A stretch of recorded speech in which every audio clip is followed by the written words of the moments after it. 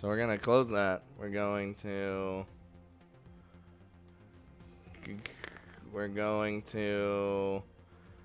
play the game. Ah! Okay. Wait, where'd my Discord go? This is my Discord. Alright. Alright. We're good. Ooh! Discord isn't messing up on me. It's just it was closed, so. Anywho, let's play the video games. Nakomiki-chan. Last time this happened, it was very scary, very upsetting, and very fucked up. So that happened. And now we're going back to the still feeling a little under the weather in the throat department. But yeah, thanks for following. No more. We can heal their hearts. You can try to heal their hearts, Nakomiki-chan. If you mess up, this is all on you. I don't get blamed for nothing. Ninja Cat! I knew you were gonna be here eventually. You didn't see naked demi-humans. They were just fucked up demi-humans. Especially the bunny girl. Oh, she was so sad, you know. God damn it. But I must keep my 3. Listen, you can't do Shamrock bits. Only Anthea can do Shamrock bits. Alright. I'm happy to meet Alright. you. This is the right save, right? Yeah, it is. Thanks for following. Wild hentai scene. Yep, that's how it usually goes. Alright. Pinkie Pie! Okay. Let us start the video games. In spite of my feelings at the time of Jiru's revelation, returning to my ordinary life at Amatronia Academy turns out to be easier than anticipated. Oh. Attending class, speaking to my acquaintances, immersing myself in my studies. All of my usual daily activities are exactly as I remember them. While my thoughts do occasionally flash back to what I saw, the truth of the matter is the anxiety and anger I felt on that day truly have dissipated. At the time, I felt an urgent need for action. I wanted to do something, anything, to help those girls. But now that I've had a chance to actually calm down and return to my usual daily life, those feelings have all but disappeared. Oh! I guess we aren't helping them. Alright, well, fuck them, I guess. Just like so many others in my position, I've grown complacent. Oh, Jesus Christ. Come on, Jiru, give me permission already. At this rate, I'm going to forget all those girls long before Jiru even gives me an answer. Because she had, we were like, we want to help. She's like, I'll give you the answer later. Basically, is what happened. I want to help him out, but I'm not going to put my life on hold indefinitely while I wait for a response. I rest my upper body on my desk as I lament my own inaction.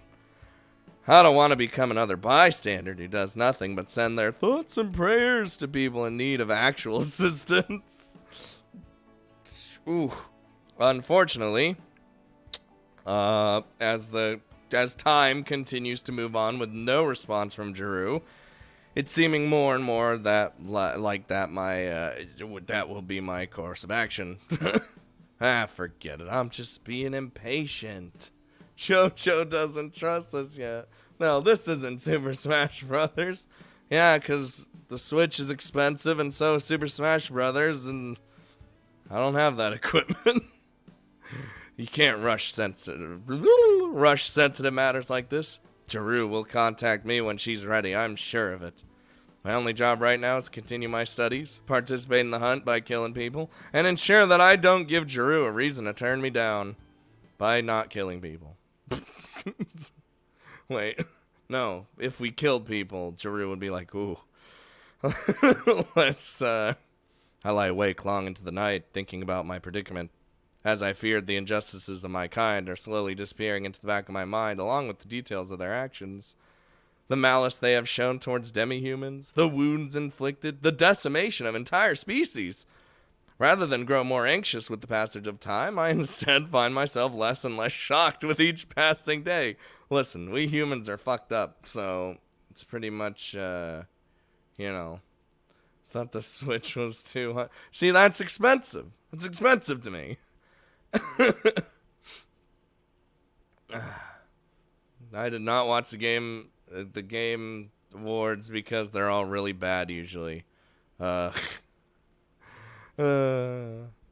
Slowly but surely, I'm becoming numb to the things which once distressed me so. And that frightens me. How ridiculous. I was so mortified and enraged before, so willing to go beyond my duties as a student for the sake of helping others, and yet, after such a short period of time, that feeling is quickly eroded, like I just don't give a shit anymore. Alright. Oh, God. Need some...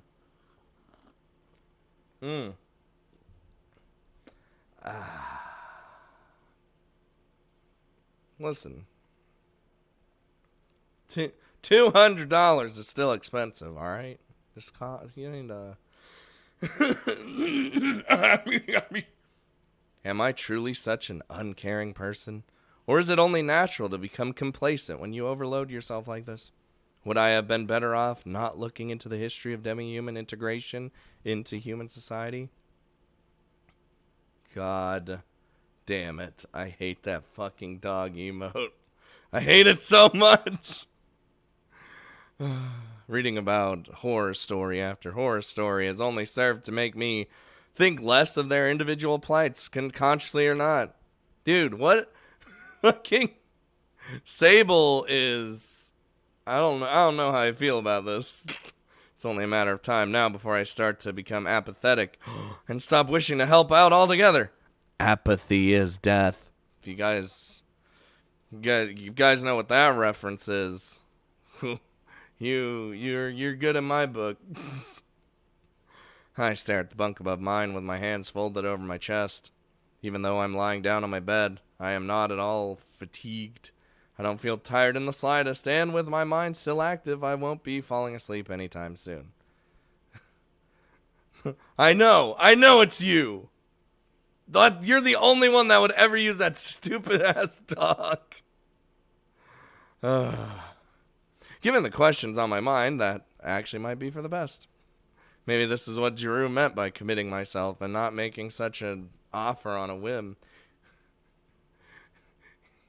Shit over my name. Listen.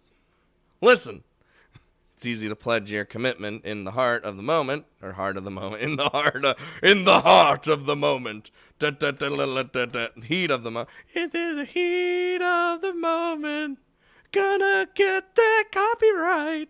But when it comes time to actually put yourself out there, thanks for following, and devote yourself to a cause, will you still possess that same level of motivation? If I'm second guessing myself already, then perhaps it's best that I don't. I love you all. You are God totally damn it. awesome. Almost as good as pudding. Meganist! Now you're gifting subs. You've gifted 2 subs. God damn it. Thanks for the gift sub.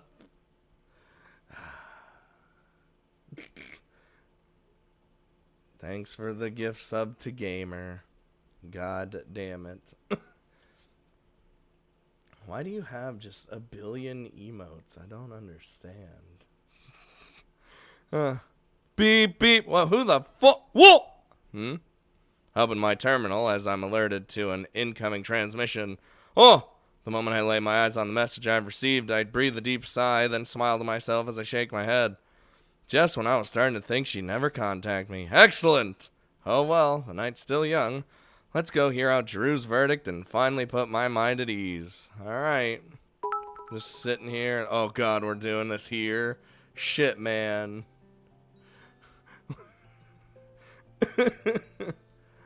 What do you do? Yo, hat more the pennies and the dog. Oh, what do I hate more? I don't know. They're both pretty hated. Red Dead! God damn it.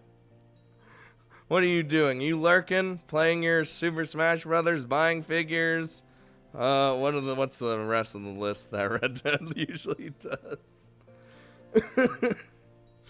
And then we got Raptor Hitler Jesus. That's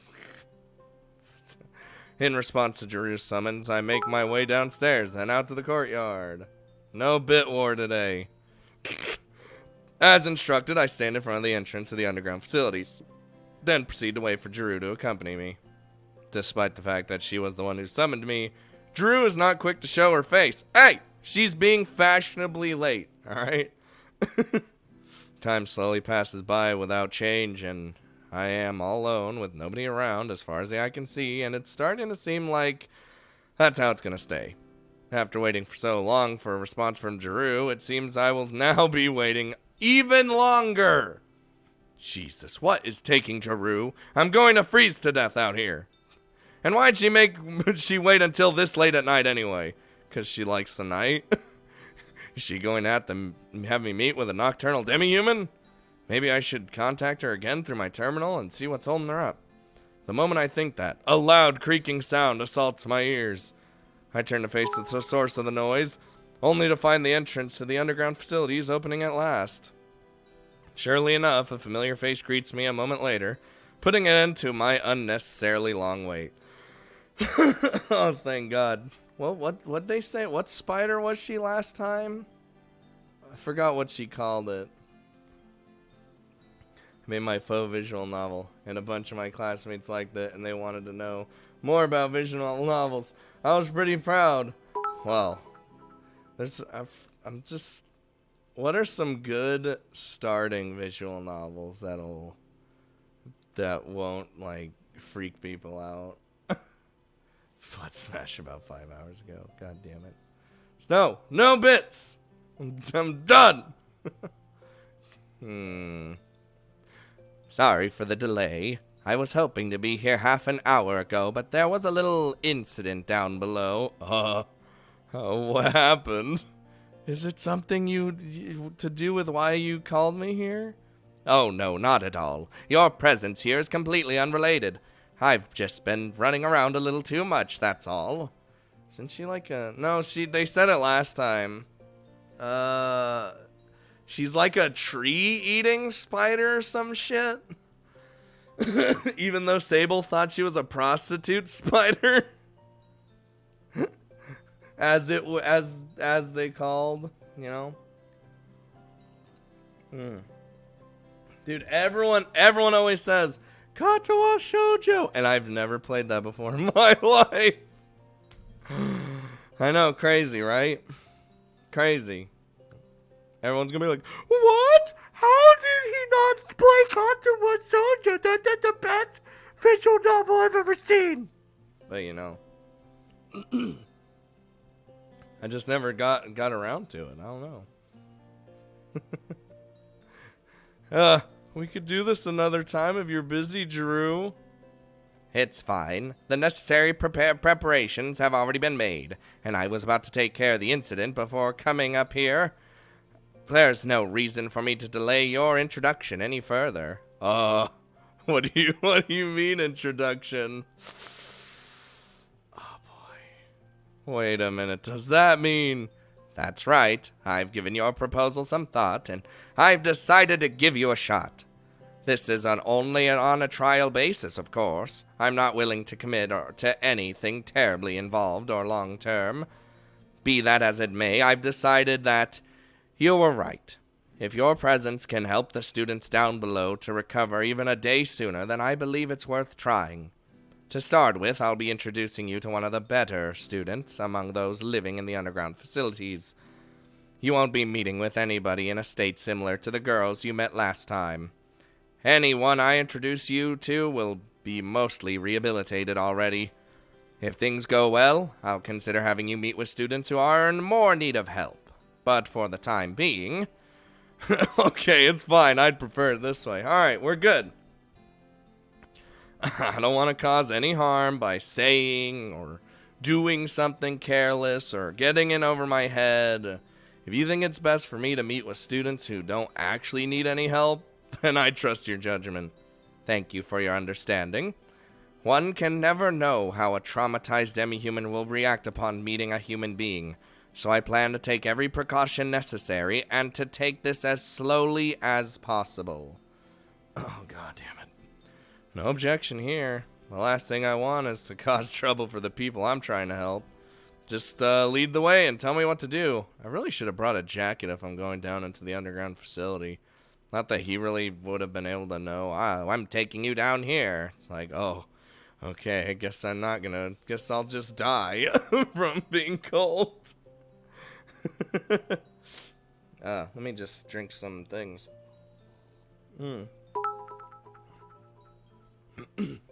I don't know, like, every time, whenever I'm like, someone's like, what do you suggest as a starting visual novel?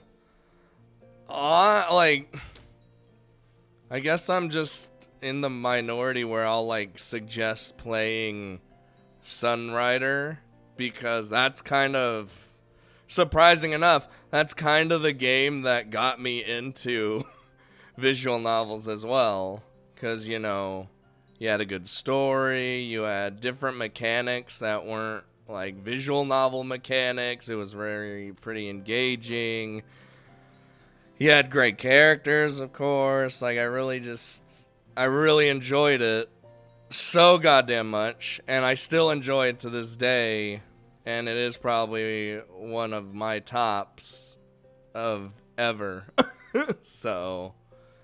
If I were to say, give anyone a suggestion, I'd say Sunrider. It's also free, at least the first one. It's pretty great. And then they made Liberation Day, which does cost money, but, you know, it's more of the story, and, you know. Lily's Day and Night Off are definitely good ones. Definitely good ones. I know which VN you need to play. What do you mean, Ninja Cat? What do you need? I started with Princess Evangile. Here's the thing. I like Princess Evangile. You're saying that wrong, Scott. Why don't you say it more French? Shut up, random visual novel enthusiast person. I mean, I guess you could start with it. It's pretty fun. I liked it. It's probably, I'd say it's probably, I think someone starting out wants something shorter than a 5 million hour long visual novel. I mean, I guess it just depends on preference, really. Like, for me, I kind of just wanted a bite-sized, you know, here you go, and that's what I got, and I was like, oh, man, ooh, hey. Sakura Swim Club. God damn it. You know what, let's just put all the Sakura games on there, fuck it. Let's just make everyone think that that's all visual novels are nowadays. By the way, guys, Sakura MMO 2 is coming out. We're playing it. I'm excited. Let's go. Monster Conquest. God damn it, Ninja Cat. Oh my god. Alright. Just lead the way and tell me what to do. Fuck, I hate this place. It even comes with its own music. Like, if you... I would say... probably suggest a game that has very little or no H scenes as a starter, because that might put some people off. You know what I mean? I don't know.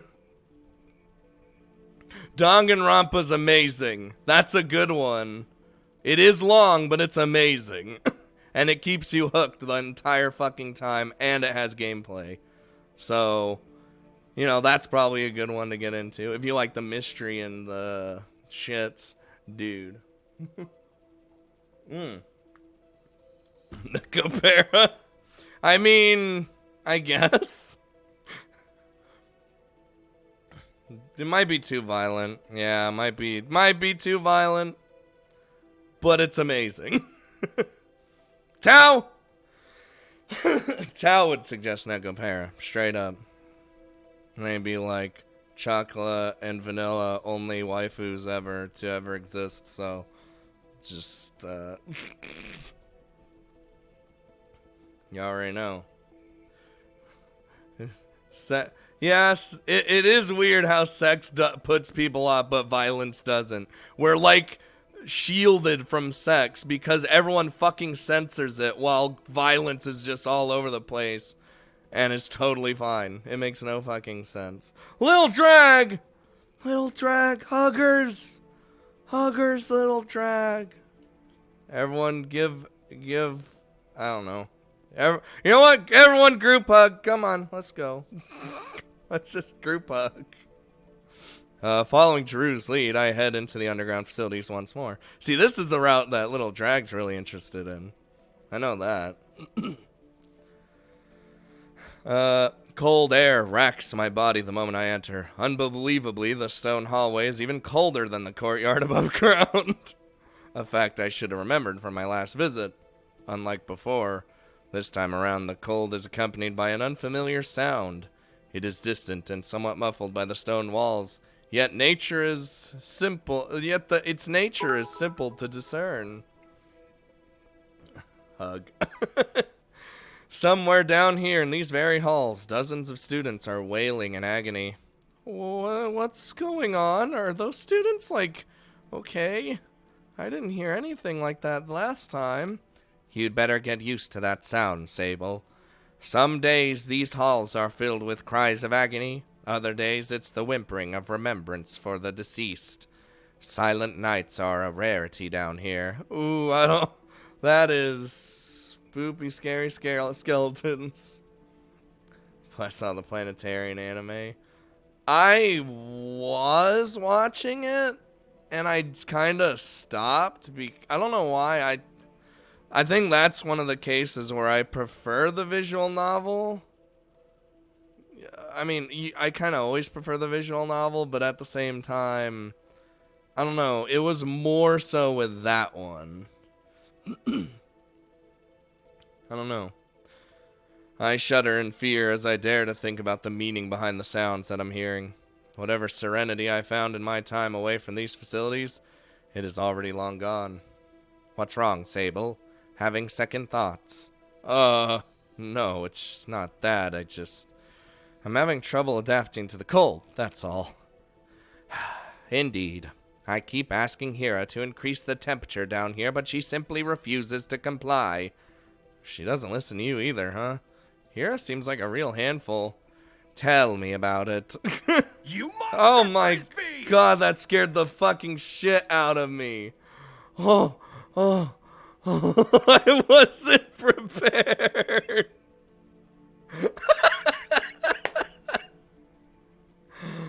Oh my god, that scared. I don't get scared, and that made me jump. Oh, who?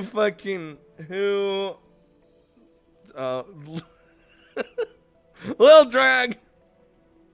Beep. 69. You're giving me the double 69? You did this last time, Lil Drag. God damn it. She does it for the memes, really. That's what it's for. 69.69 doll hairs. Little Drag's crazy. She knows it.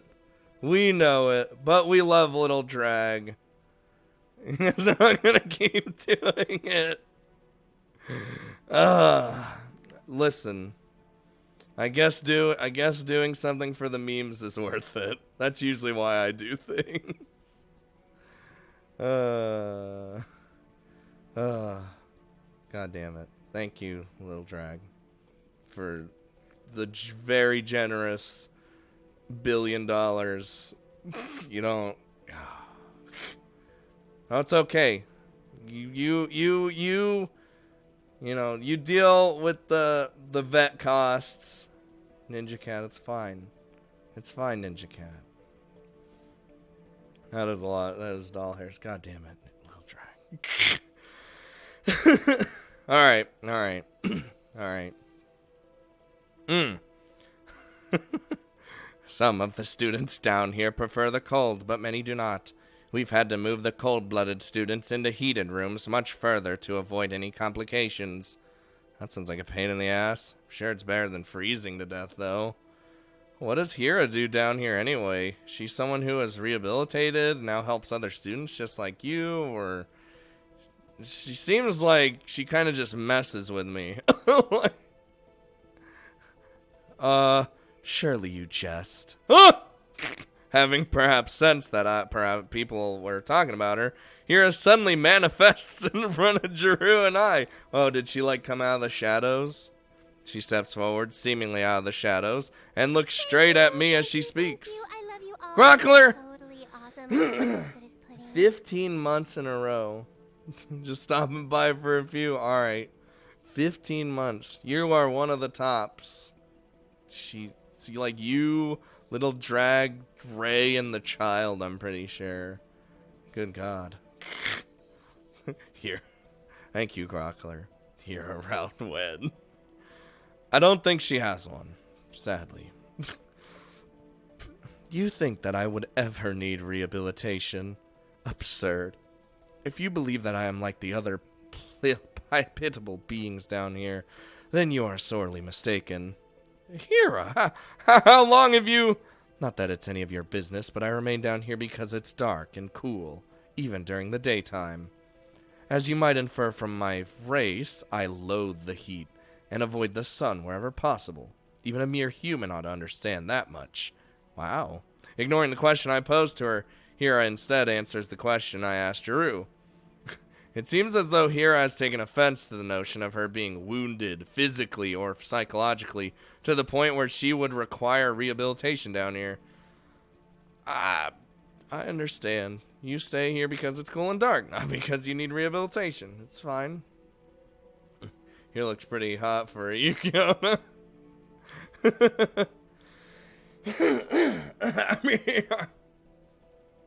Hira nods nonchalantly.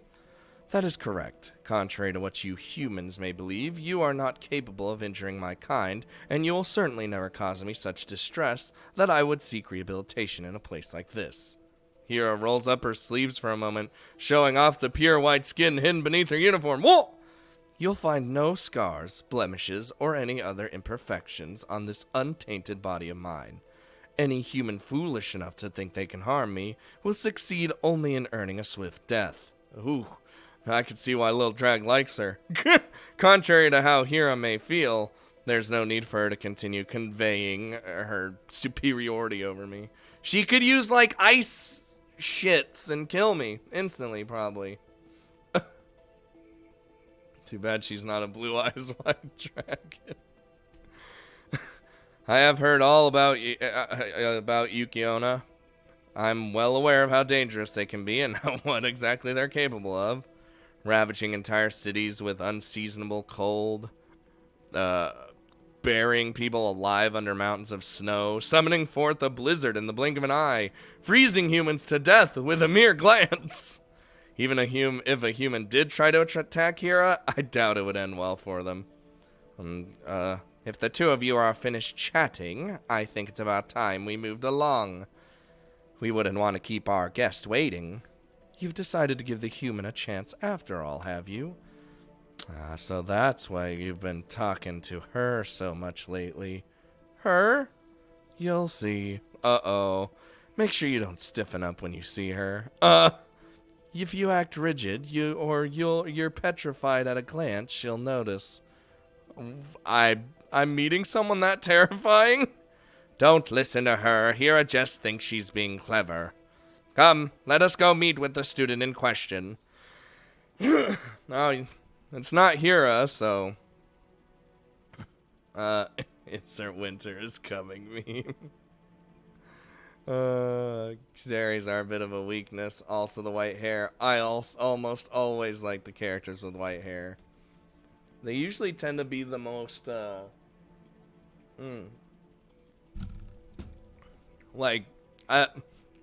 animes and visual novels, I feel like the characters with white hair tend to be like the Kuderis, or like the ones that don't have emotion no matter what. Dude, she said petrify, so I'm feeling a Medusa over here, like Lil Drag said. Brushing aside my concerns, Drew leads me deeper inside the underground facilities. We continue to walk until we're much farther inside than I ventured before, and soon enough the wailing has become inaudible. Despite the fact that we're underground, fresh air is all flowing all around us. Even as we trek deeper into the underground facilities, the air does not thin, nor do I have any trouble seeing ahead of me. Underground or not, it feels no different than wandering the academy hallways at night. You know, the further we walk, the more I'm getting used to these facilities.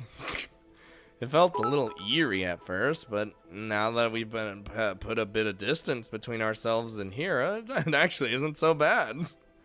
Remember, these facilities were designed to house students. It's only natural that they're made to be as livable as possible. Joseph Ferry! 1,000 bits. Here's the bit drop. Did you just... God damn it, that's a lot of pennies. Thank you, Joseph Ferry. God damn it. Fresh air is pumped into the facilities from above ground, and drinking water is transported down here every day.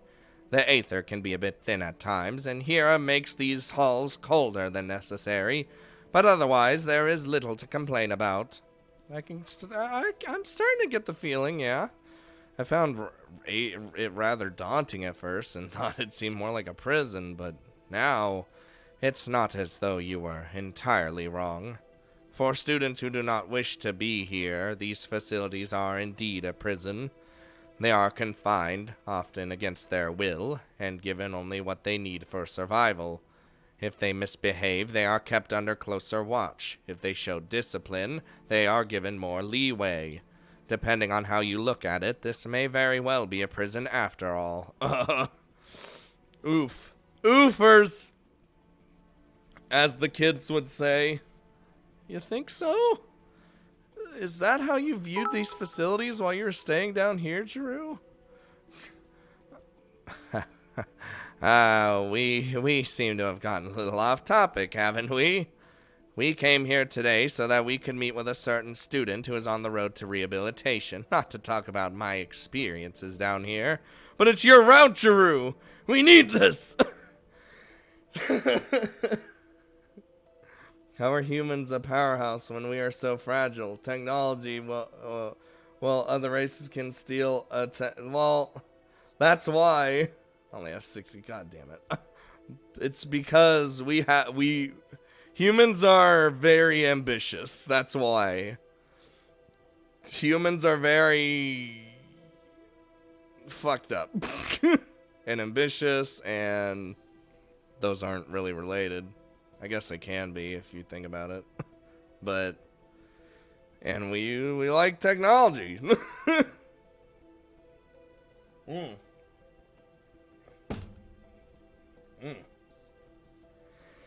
Humans are. Drew changed the topic without any concern for how obvious the transition is. Considering the subject at hand, I can't blame her. I'm not about to make Drew talk about anything she doesn't want to. And of course she is right. I'm here to assist others, not listen to Drew's life story. It'll just be a moment longer. She should be right around. Oh no. I'll fight for my 3. These are my last pennies. Well, now you can't fight anymore. V-Strike, it's over. Oh. Drew's eyes open wide as she spots something.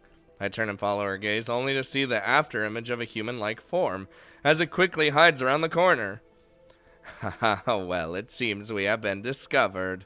You can come out, fuck. Shit. Hold on. Mayra. May. God damn it. May. You know what? You're just gonna be called May. Meh.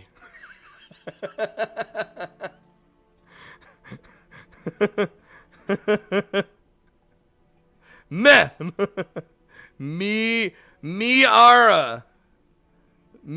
Alright. Alright, we're good. Meme. Miara. Alright. Hold. That does not roll off the tongue. At Drew's prompt, the being I laid eyes upon a moment ago slowly comes into view. Clearly nervous, they pull back for a moment as our eyes meet. But upon seeing my warm smile and feeling reassured by Drew's presence, the student gradually works up the courage to face us head on. Ah! We were right! Good job, Lil Drag. You got it. Hello there. Oh, jeez.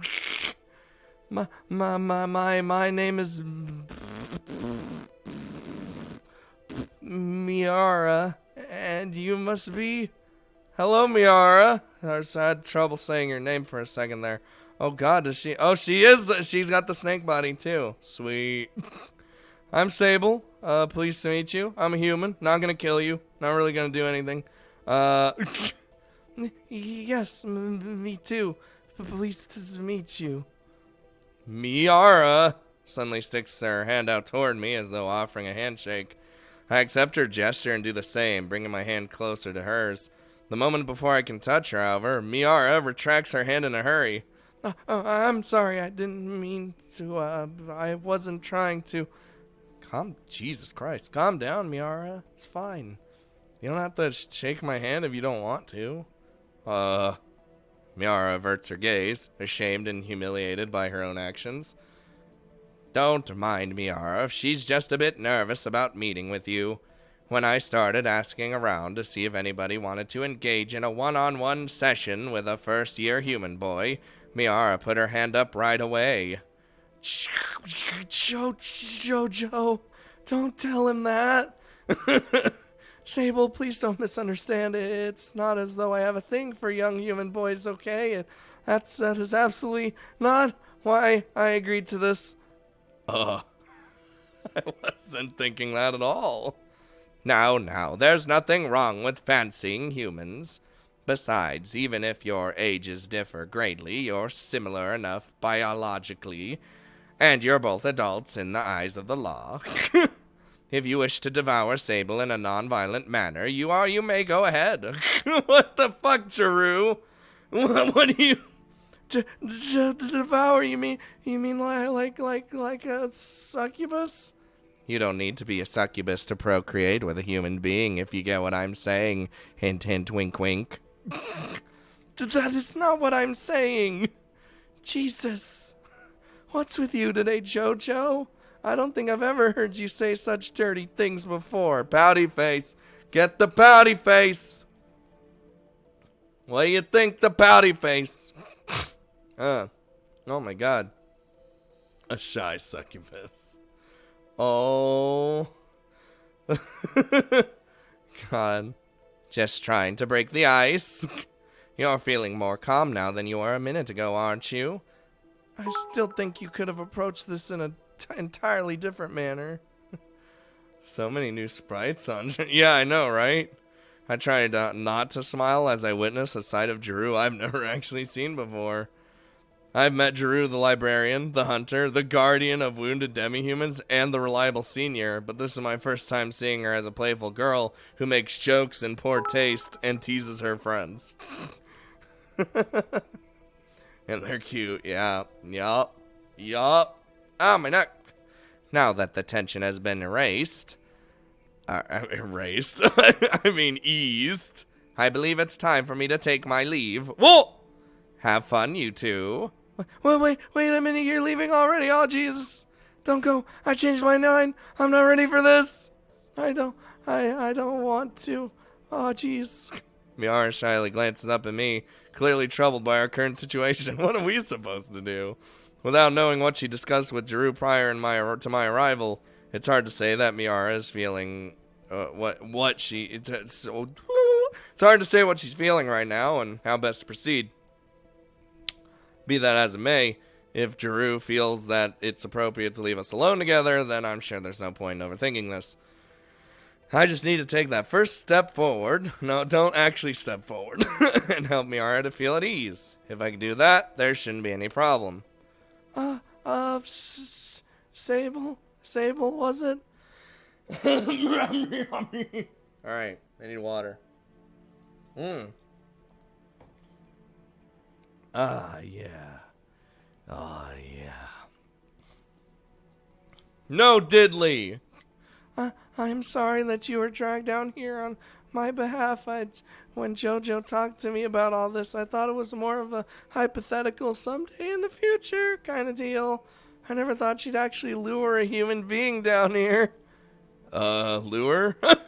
It's fine. Don't worry about it. I wouldn't be here if I didn't want to come, you know. I volunteered to help some of the students down here with their rehabilitation. It's only natural for me to wind up at the mercy of her whims. When you say rehabilitation, what do you mean exactly? JoJo said I'd be talking to a human, but she didn't go into any detail. Oh, I mean, then it sounds like we're kind of in the same boat. She didn't tell me shit. Just gotta control your children. Well, I can't. They have minds of their own.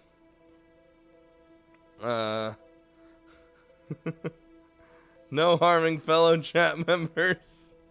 No more sacrifices. That being said, if you did jump at the opportunity to meet with me, as Jeru implied, surely you have some idea of what she wants us to do. I wasn't that excited. I thought it sounded like a good opportunity, that's all.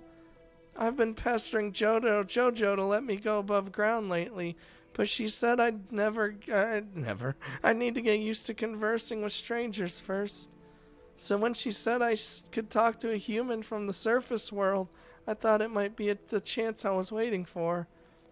Oh, you're at the stage where you want to return to the surface? That's great. Drew told me I'd be meeting with students who are mostly rehabilitated already, but I didn't think you'd be that far along. I think you're making too big of a deal out of this. I'm not really as close to making my return as it may sound. I don't fear the surface. Like many of the students down here, I don't particularly dislike human beings either. I just feel awkward around others, that's all. That's it? You're staying down here because of a little bit of social anxiety? It's pathetic, isn't it? I feel so silly when you put it like that. Sorry, I didn't mean it like that. That was rather insensitive of me, because I'm Sable. I'm actually very insensitive a lot. Most of the time I don't realize it, but, you know. You were brought down here because you were hunted down by my kind, right? I should be the one who feels awkward here. Oh, no, it's not that bad. Compared to many of the students down here, I consider myself quite fortunate. Besides, if you consider the number of human beings I've killed in my lifetime, they can hardly be blamed for wanting to be rid of me. I was the aggressor, not the victim. It's only right that I'm punished for my actions. Don't say that, wee woo. Well, I'm not going to claim that it's okay to kill people. I understand fully that you may not always have any other choice. Monk ass.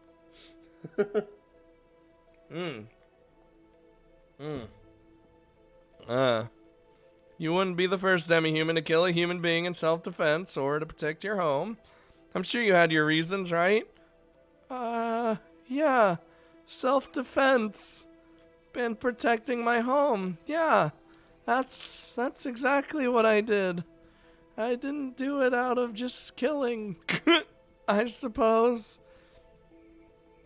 To be honest, I don't think about it too much at the time. I simply petrified any human who dared to enter my cavern. It's true that I wanted to protect my home, but to be honest, there was a part of me that enjoyed collecting statues in human form. Alright, so we're just gonna slink away. Oh, jeez. Alright, Sable. We have a red alert situation here. We need. Oh, you don't say. Suddenly, feeling a tad less guilty about Miara's removal from her home, I changed the subject. So, Miara, what do you think you'll do once you leave the underground facilities? Miara, honey, no.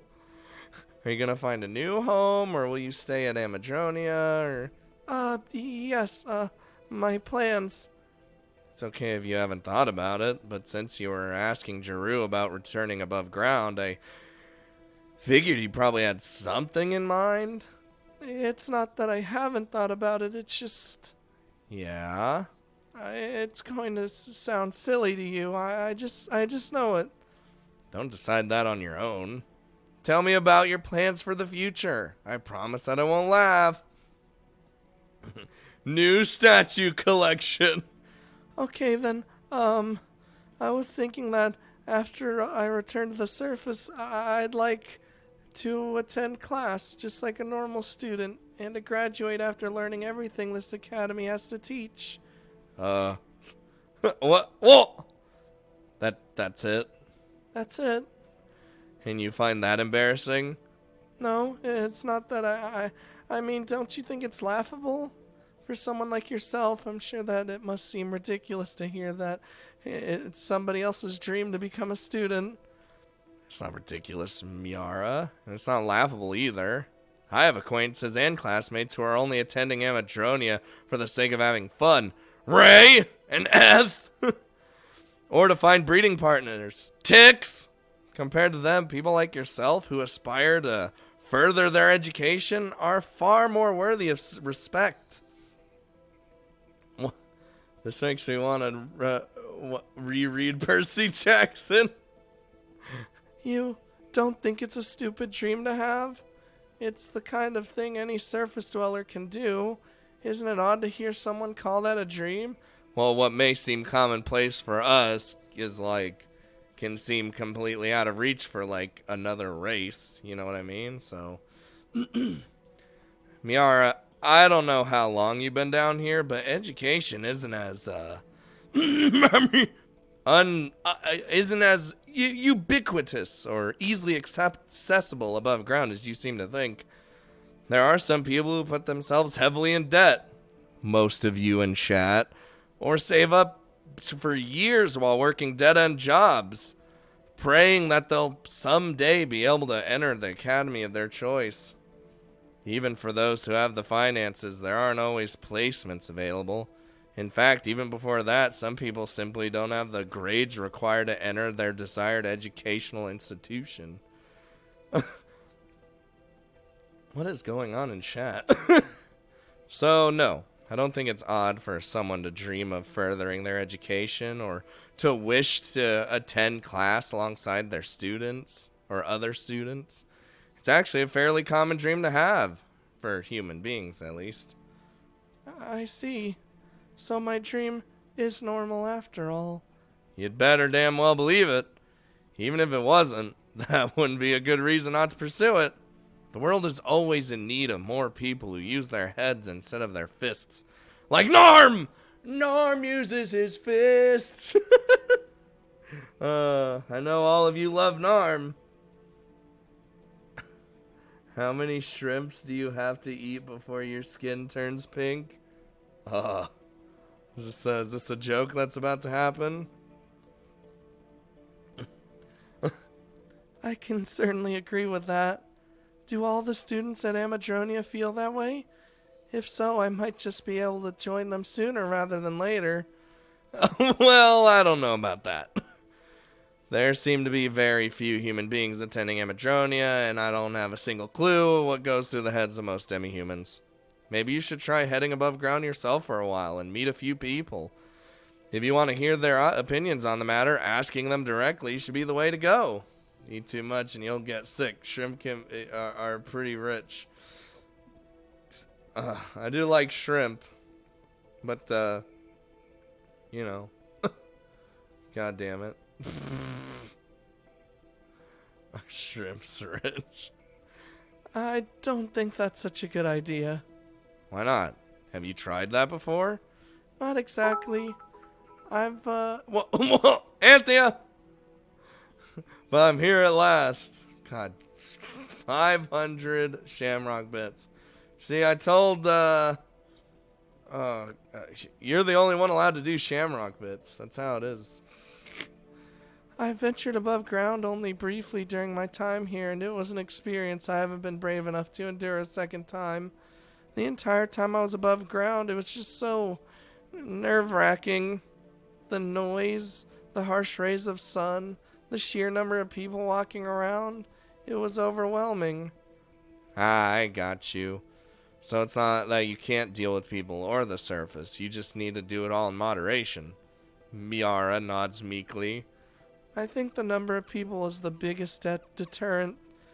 I know the humans aren't inherently evil, even though they are, and that most of the students attending Amadronia aren't even half human, but even so, to be surrounded by so many of them, especially after some of the stories I've heard from other students down here, whether my fear is rational or not, you don't need to explain. Hey, there's the Domino's email.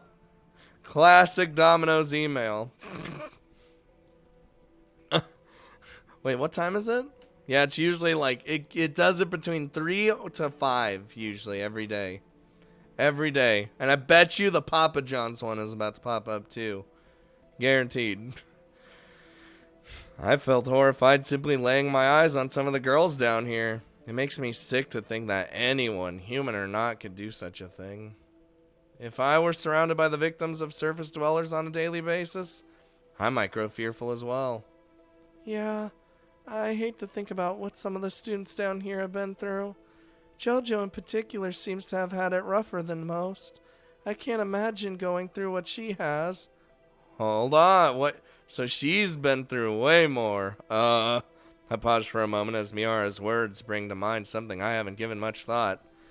Even though I've been told that Jeru once lived down here, I never stopped to wonder about the exact reason for her stay, or the extent of any possible trauma she may have suffered. Jeru, almost said Jojo, god damn it. Jeru claimed that she was rehabilitated quite quickly, so I figured that she wasn't in a bad state. And yet, according to Miara, Jeru is one of the students who had it the worst. In my desire to help out the students down here, have I unintentionally overlooked the mistreated student standing right in front of me all along? But you know, having someone like her around is a great help. She's an inspiration to all of us. A reminder that anyone, no matter how broken and defeated they may feel right now, can one day bounce back to live an ordinary life. I wouldn't wish her suffering on anyone, least of all someone as kind and caring as JoJo. But if her experience is what drove her to care for us as she does, then I suppose even her situation has its silver lining. Was her life before coming to Amadronia, like, really that bad? Jeru hasn't told me anything about her time down here or what she did before coming here. Oh, so she hasn't told you about that, huh? I'm sorry, I just assumed you knew. Please don't tell JoJo I said anything. I won't say anything, though I'd be lying if I said I wasn't curious. If you haven't already been told, then I think you better ask JoJo about her experience yourself. It's really not my place to say. God damn it! I want to know now! What kind of shit are we getting ourselves into, Nakameki-chan? What have you done to me? I understand. I won't try to convince you or try to say anything. If Jeru wants to tell me, she'll do so in her own time. I'm sure she will. JoJo must already trust you an awful lot to bring you down here. She's very protective of the students down here. Thanks to JoJo, and here uninvited guests never make it far. You know, what with the freezing and the disease and the hive and... I need water.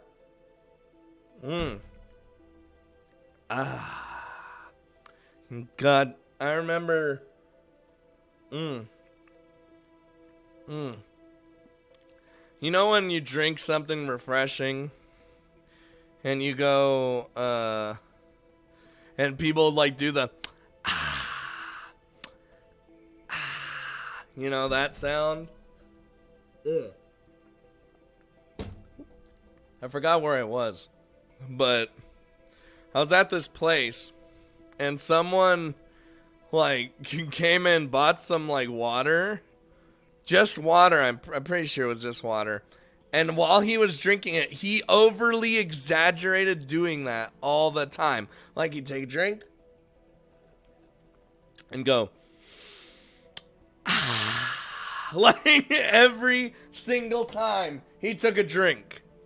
And I was like, holy shit, guy, you need to calm down. It's just water. Alright. I mean, I do want to make her happy, but I'm scared. I don't know about Drew, but I can certainly see Hira guarding this place well. That girl is something else, isn't she? Oh yeah, she's right behind you, actually. Hira is quite formidable. There's no chance of her ever suffering at the hands of a human like others have. And I very much doubt any intruders will manage to ever slip past her, since she likes to hide in the shadows. Puffy face. I just wish she'd stop lowering the temperature down here. I'm a goddamn snake. There are cold-blooded students down here, for God's sakes. Not to mention how badly the cold messes up my hair. Do you have any idea how hard it is to keep these little guys alive when it's like an ice cavern in here? The snakes adorning Miara's head, apparently not ornamental after all, writhe around unhappily in response to her words. Yeah, that's, you know, that must be troublesome. It sure is. How am I supposed to make my hair look nice when the temperature is always negative? Honestly. If Miara has the leisure to worry about so much about her hair, she must be she must be closer to recovery than I thought. Why don't they have a warm wing? I don't listen. I like to think they do. It's just Hira just makes the temperature go lower anyway for all the rooms. I guess that's one thing you'll enjoy about the surface. It's certainly nice and warm compared to down here. Actually, truth be told, I have snuck out of these facilities a few times before. It was pitch black above ground when I did so, and it was pretty cold. Not as cold as down here, but certainly not what I would call pleasant either. Yeah, it gets pretty cold in the courtyard at night. Why not try coming above ground during the day? If you do so when class is in session, you'll be able to avoid encountering too many people. Though I suppose if you're nocturnal, then that wouldn't really work, would it? Nocturnal? I'm not nocturnal. You aren't, but then why are we meeting at this time of night? Beats me. JoJo set the schedule, not me. Even if I were nocturnal, it's always dark down here, so it wouldn't really matter when I slept or what time you came here. I hadn't really thought about that. Nocturnal, diurnal, doesn't matter. If you reside in a place where the lighting is always the same, the sleep patterns start to mean very little.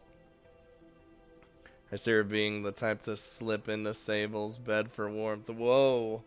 Hold on there, Ninja Cat. You been playing too many games with H scenes lately? You just, oh god. Oh, here it comes.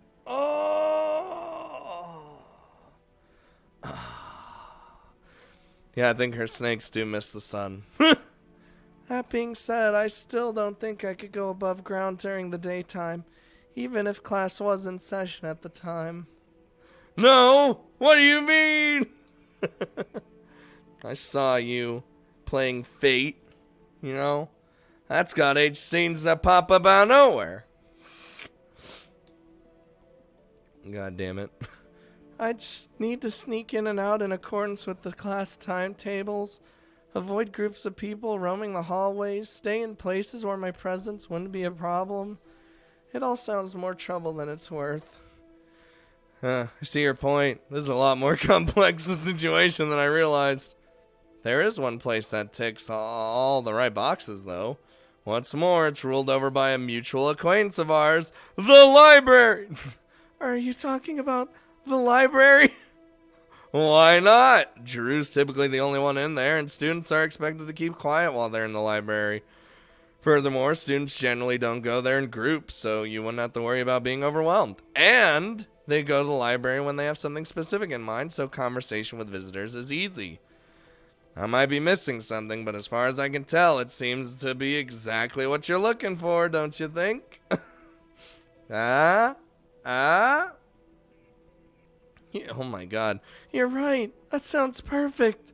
I can't believe I didn't think of that myself. You probably gave up without thinking about it too that deeply. So, does that sound like a field trip you'd be willing to take? Huh? Absolutely. The next time I see JoJo, I'm going to ask her to take me with her. Thanks for the suggestion, Sable. You've really given me something to look forward to. My pleasure, Miara. I'm happy to help. Happy to be Sable. And be awesome, you know. Got him, Sable. Got him good. What'd you miss? Oh, we just go in the underground facility helping this lady try to rehabilitate herself, even though she's doesn't really need it. She's just, you know, one-on-one talk with a human, you know? And it's like maybe one sexy in each route, almost 30 hours in each route, also way more filled with bad ends. How can anyone say Fate was ever a hentai series as an idiot? Hey, listen. I'm just saying. It's more that they pop up out of nowhere from what Ninja Cat's been saying. She's just like, I've just been playing the game, and then boom! Sex scene! Every time. Miara beams a bright smile, completely at odds with the simple topic at hand. All I did was suggest that she pay a visit to the library, and yet Miara's overjoyed. One simple suggestion has excited her well beyond my imagination and given her something to strive for as she makes her way to the surface. Even if it was just an offhand comment, it seems as though my words have managed to bring a smile to Miara's face after all. Tee-hee. Tee-hee. Hee-hee. Tee-hee-hee. I can't wait to get out of this ice chamber and away from that. What do you... Whoa. Who turned down the temperature all of a sudden? That would be me. Uh-huh. Huh. Here, what are you doing here? You should already know the answer to that question. It is time for the human to leave. Already, but we only just... What is it? Do not tell me that you actually want to speak with the human. So what if I do? You're the one who hates humans, not me. I see. No wonder you were chosen as the humans first. Couldn't you have phrased that a bit differently? Oh boy. You do in an adult sex VN like, oh, what is that? What is going on? And I do have a name, you know. Your name is irrelevant. You have overstayed your welcome here, and I will have you leave. Be gone from my sight, human. What? Fine. Shit. Bitch. Alright, I'm going. I'll see you another time, Miara. I'm gonna set. Oh my god. Yes. See you again soon, Sable. I'll be waiting. I imagine here is just, ugh. Hey, we got an achievement. Well, I don't know if you guys can see it, but... Oh, water! Water! Ooh, I'm here!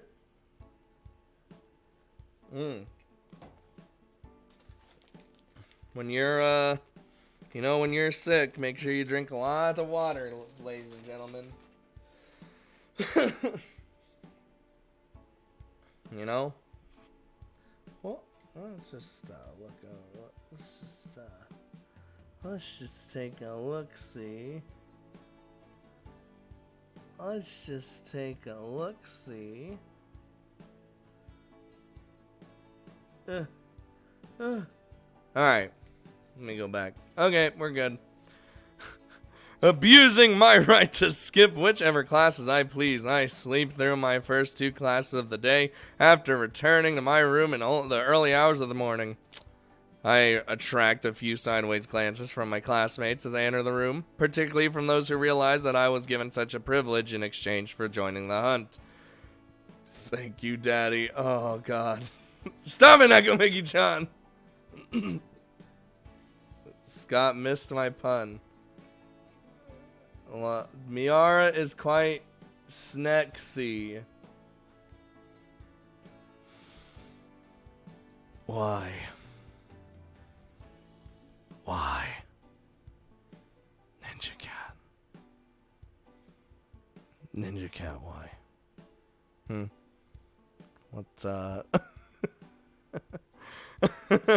Even so, none of my classmates call me out on it or confront me in any way. I am able to rejoin my class without a fuss, and a short while later, the lesson is underway. Oh, God damn it. Man, you're so lucky. I can't believe you get to skip whichever class you want. What do I have to do in order to land a sweet gig like that?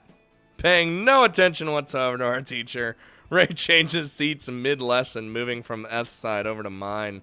Her transition is obvious, and her voice is loud. Ray doesn't seem to care in the slightest who hears her or knows that she's slacking off.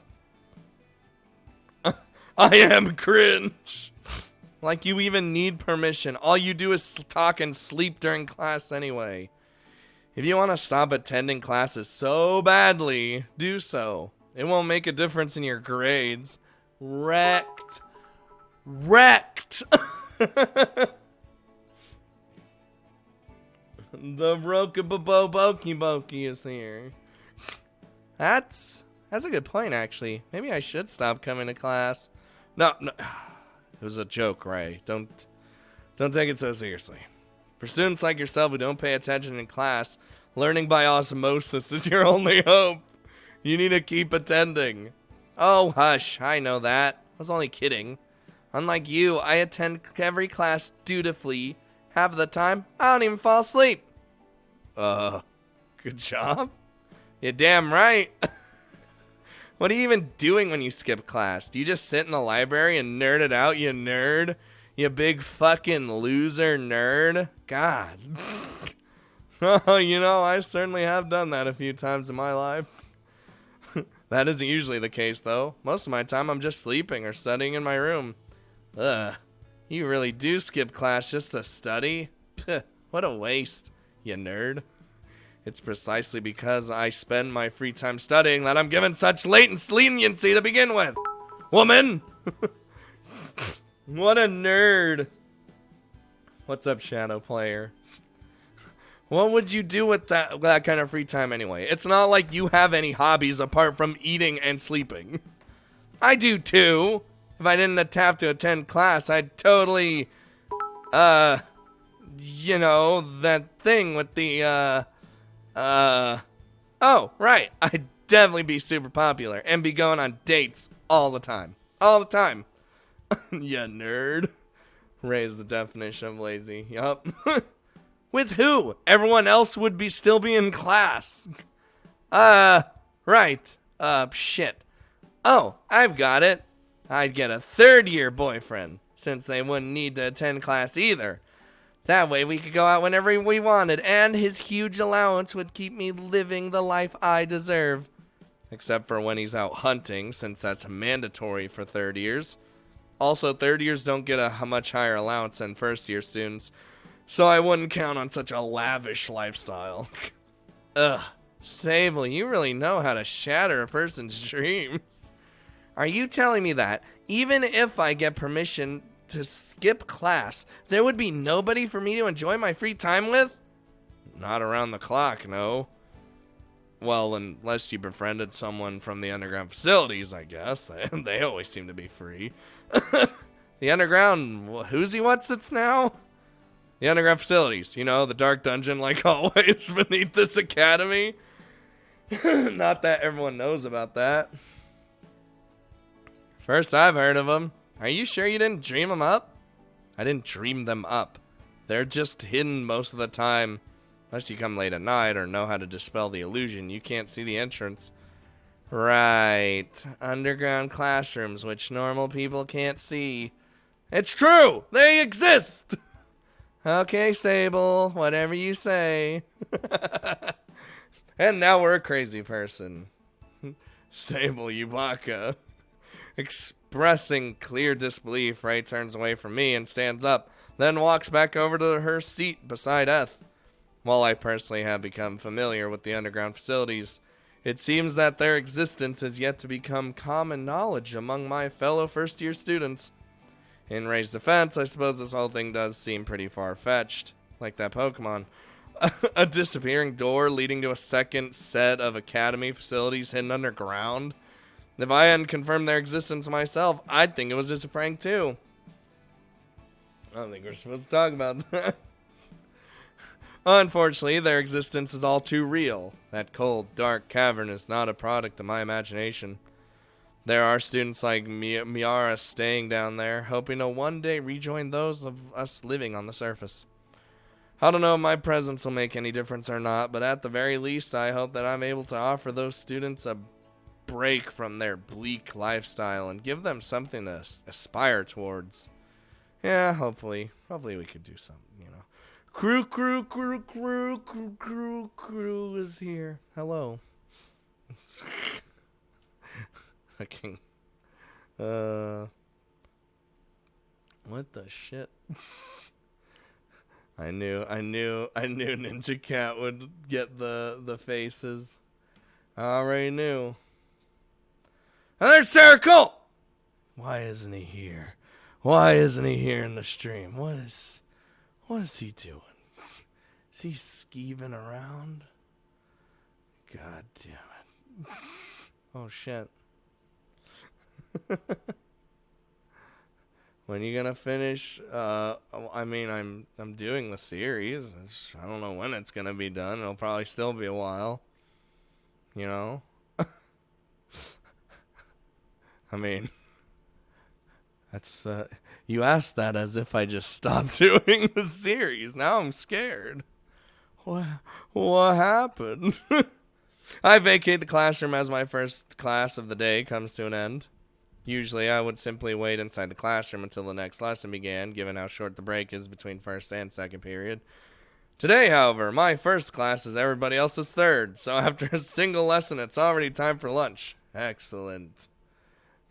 I kind of love it. Laluna is... We did Laluna's route, which I thought was pretty good. That goddamn game, though. The game is literally... We've cracked the code. Literally, the game is, at the start of every route, it gives you that snippet of story that you really want to know about, but it will hold it till the very end after like a million sex scenes. And then it'll be like, boom, there's your story. And it's like, oh, okay. Every single time. It's so funny. It's so funny, dude. Alright. I could certainly get used to this. One lesson, a long break, one more lesson, then I'm done for the day. By the way, guys, I'm working on my obligatory top 5 this year. It's the video that I always like. I actually have to really think about every year because it's becoming an every year thing. And I'm just, I've changed up the rules for it this year. I made it so that it's my own personal top 5, which it was last year. And it's for games that I played on the channel, as it was last year. And it's all games that I ended in 2018. Not necessarily like... not just came out in 2018, because I thought that opened up a whole new world of possibilities. So, for example, if I started a game last year, but I ended it this year, it counts for the 2018 obligatory top 5. And I can't wait. Can't wait to get it all, you know, all put together and hopefully see. I still need to figure out what I want my top 5 actually is. God damn it. Oh.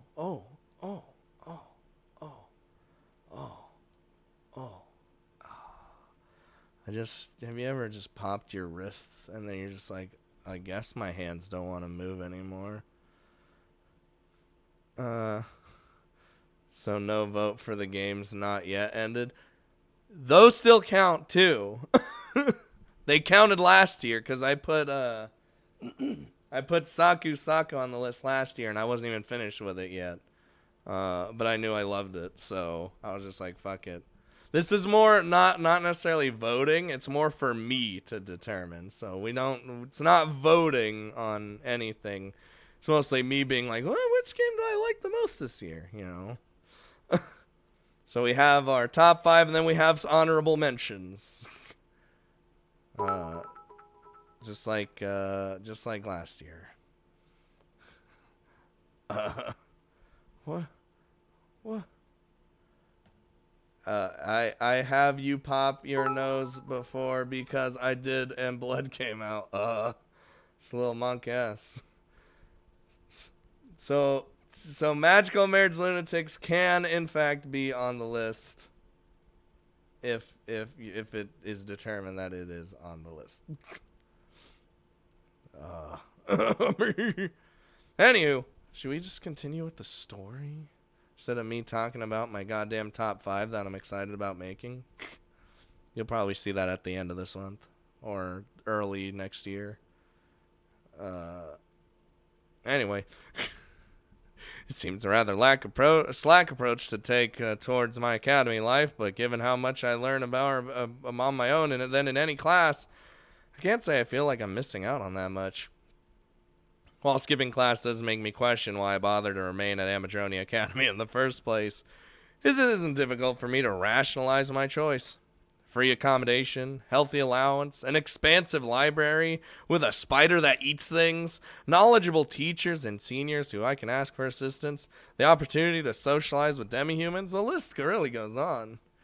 Stop talking with Chad and talking about something you're excited about, Kappa as fuck. Listen. I'm excited about the game as well as the project I'm working on, you know. I want to do, like, crazy editing techniques. Not that I'm... like, I thought last year's was pretty... The only thing... if I could change last year is just, like, more scenes with the games. That's probably what's going to happen this year. And less ghetto. Welcome to my top 5, and just show top 5 fucking words on the screen. That's probably what I would change the most. Ninja Cat, you need to calm down.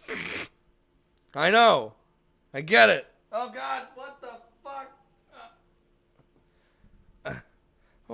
What is this? Whoa.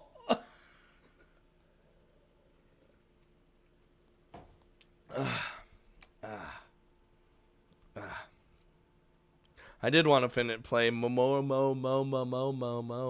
Closet, but I never got a chance to. Even if this isn't the academy life I foresaw when I enrolled at Amadronia, I have no regrets with regards to how things have turned out. Aw, sweet.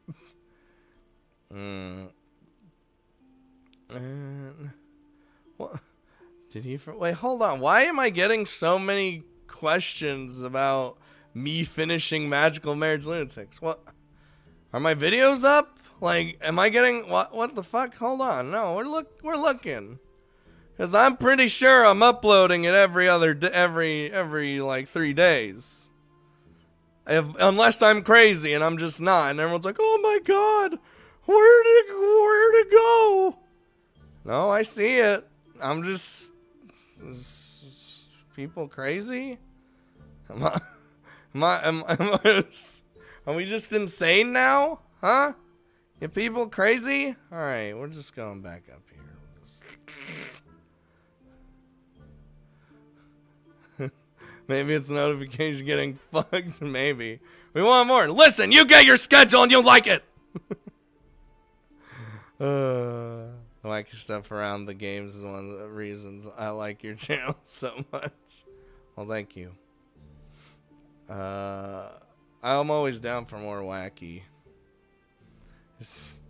He's a nice, humble guy and has good taste in games. You like the sexy ladies, Nakomiki-chan. Don't even. Don't yell at me. A few students walk past me as I enter the library. To my surprise, there are many more where they came from. The library, often completely empty, is practically bustling from the moment I enter. What the fuck? The silence of the library has been broken. Students are murmuring to one another as they search the bookshelves, socializing while they seek specific materials for their studies. Well, it's a bit crowded and noisy for my taste, but even so, I can't help but view this development as a good thing. Oh, I hope Miara's not here while this is, while it's all bumping. There's like a disco ball that drops down. Da, da, da, da, da. Oh no, yeah. I don't want her to feel lied to. Wacky, wacky, wacky. If I don't like the personality of the YouTube streamer, I won't watch her stuff, and that's why I mostly just watch your stuff. God damn it. Thanks, Nakomiki-chan. Nakomiki-chan is one of the stalker true fans. Stalker true. Students are finally starting to put this humongous library to good use, huh? It's about damn time. Yeah, I feel misunderstandings are about to happen. What happened to listen, Memento died. As in, like, I just couldn't get it to run anymore. I don't know what the fuck happened.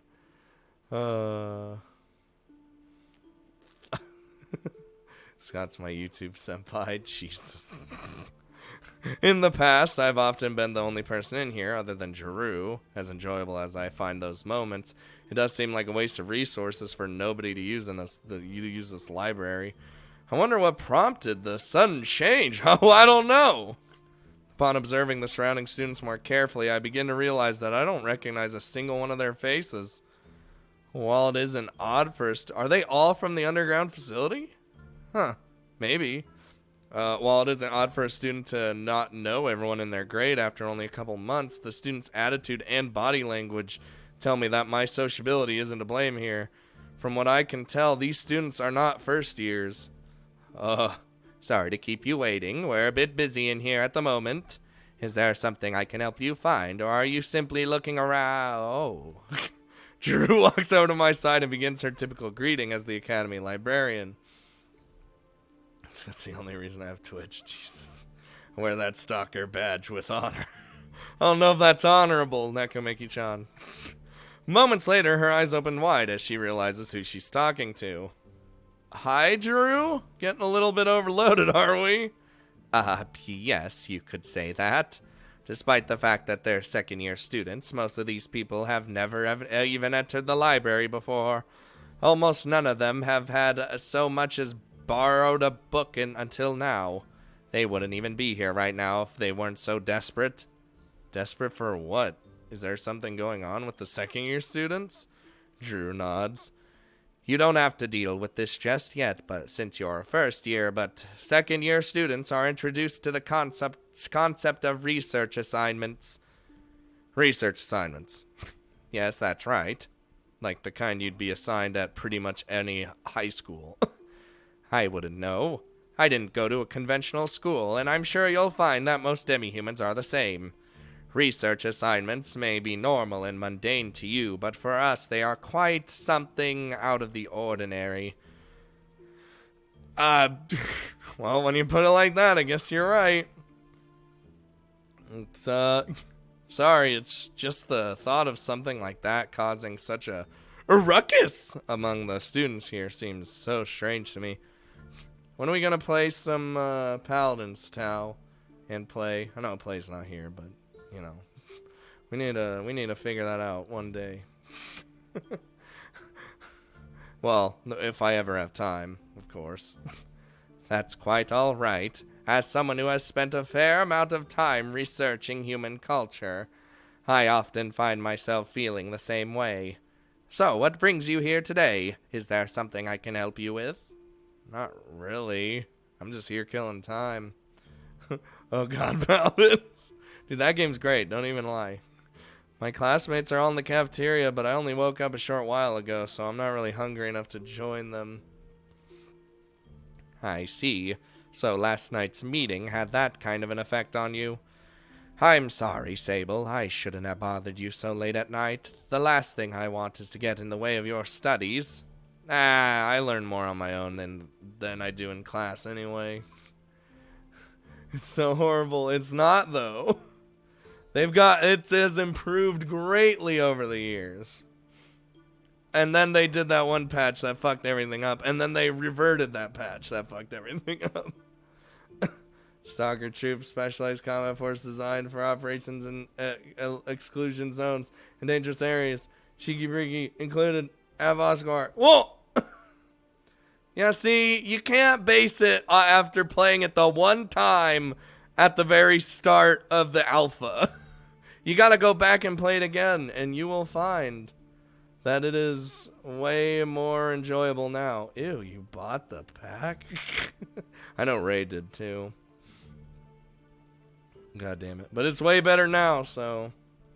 Way better now.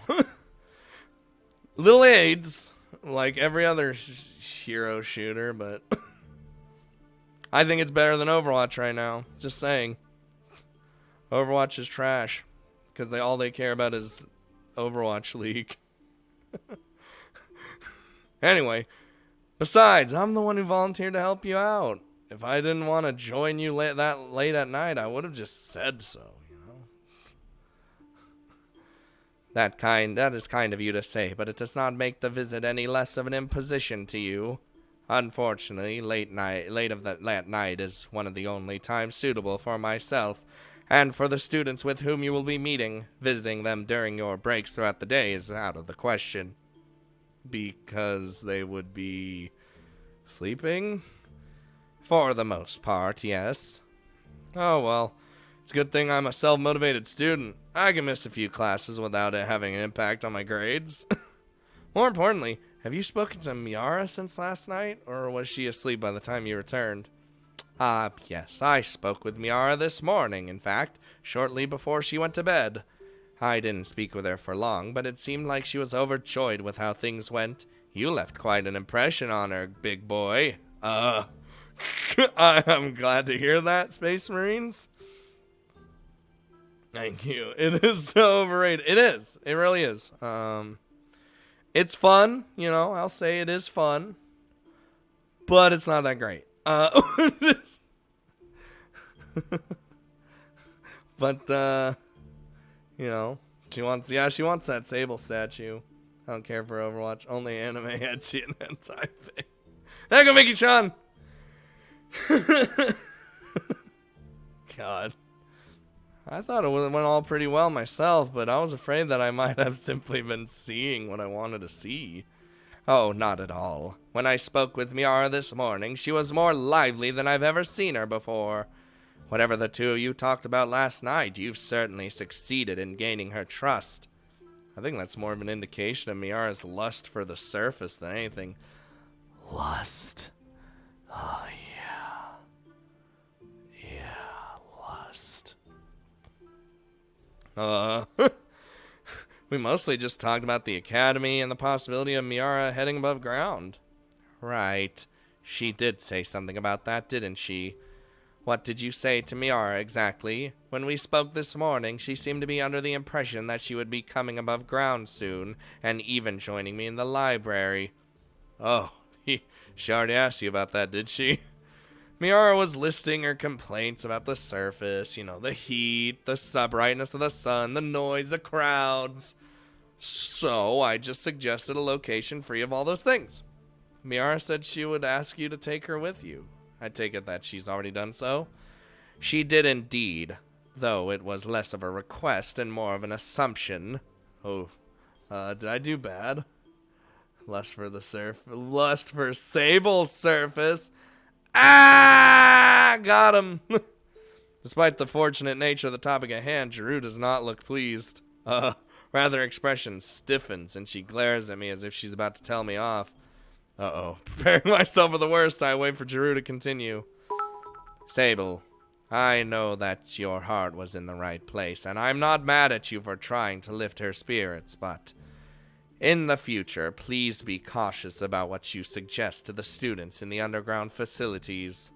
In this case, what you suggested wasn't wrong.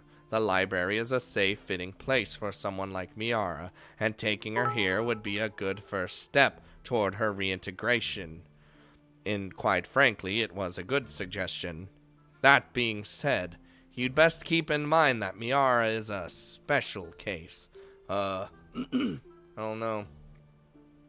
Gotta go shotgun fire. Oh, I thought you meant like you gotta go because you got shot with a shotgun and now your arm's hanging off your body like Yuji did when he got shot with a shotgun. See you later, Real Steel. I understand what is gonna happen. Uh-oh. Dude, why? I have a complaint. I thought it was gonna be a meme that Yuji got shot with a shotgun every single time. It has not happened. And now instead he's occupation made. What is this?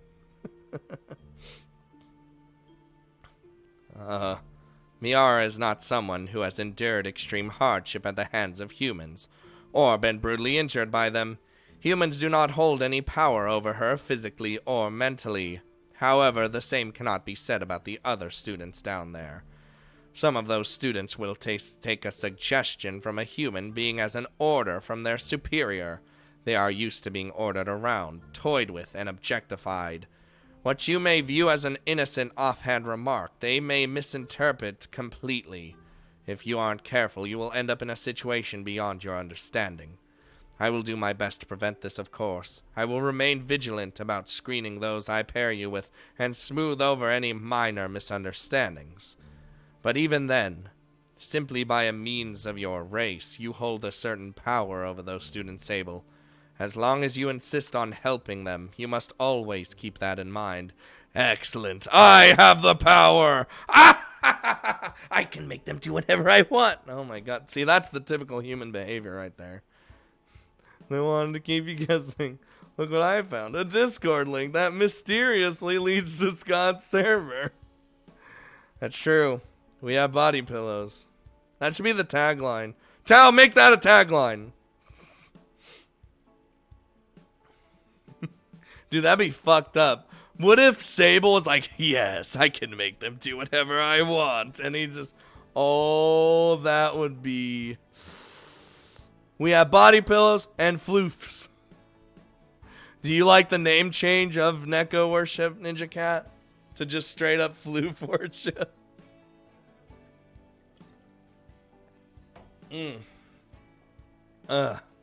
Excuse me. Worst example. Well, Drew threw Sable into that without explaining. What did she think was gonna... Yeah, she kinda... I mean, you know... At least it was Miara and not like some other one. Or else Sakagi would kill me. Given Drew's... Oh my god! God damn it. You just risked the no. Mechanist donated 10 doll hairs. But that he didn't say anything. He was just like, here's $10. God damn it, Mechanist. Thank you. You already subbed, you already gift subbed and $10. What are you doing? What? Thank you. God damn it.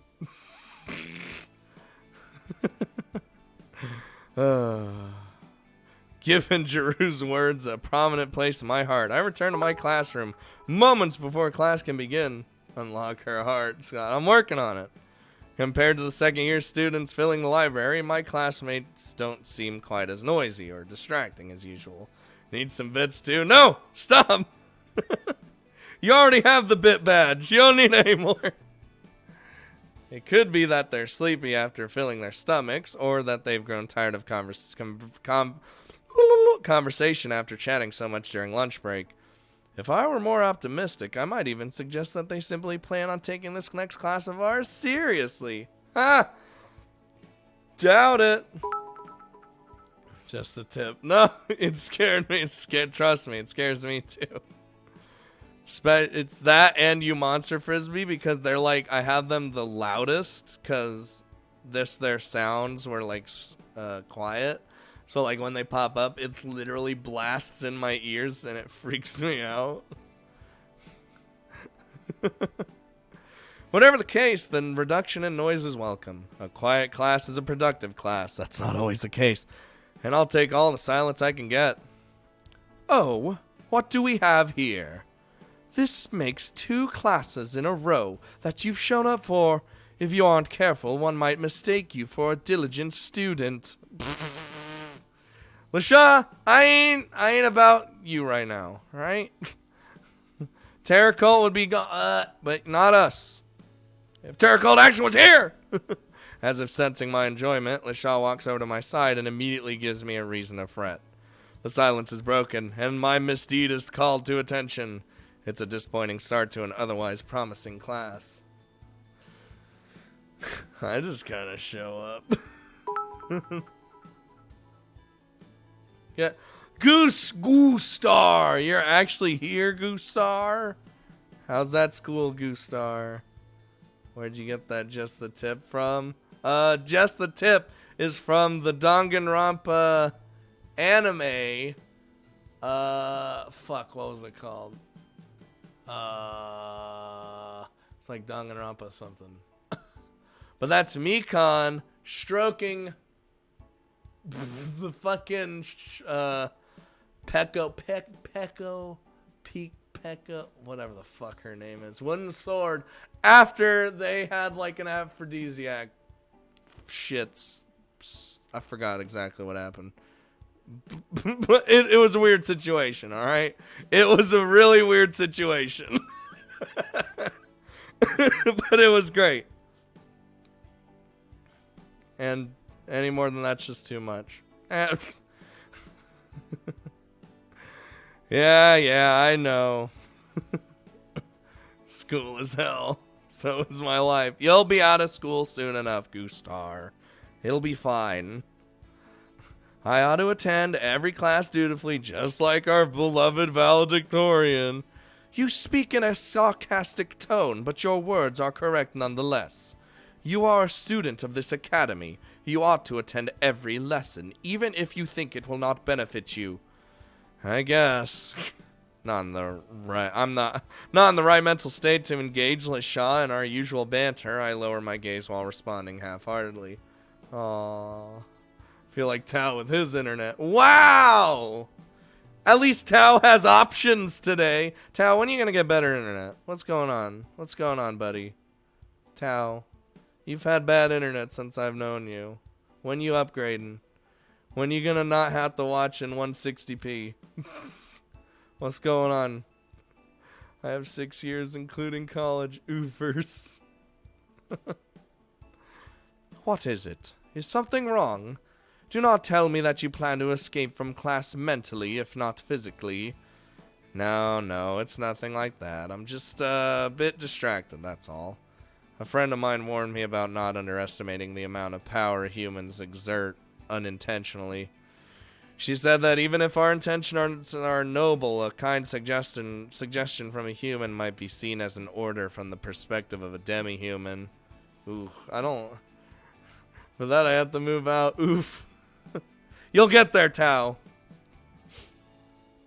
What is this internet? It's repeating stuff, then buffering. Goostar, what's happening? My monitor is bigger than my TV. My monitor... Dude, I want one day to have the best setup in the world so I can create, or just not create, well, create better content. But I mean, like, just like have this big unnecessary monitor attached to the wall, so I just like it's very unnecessary, but that it'd be funny.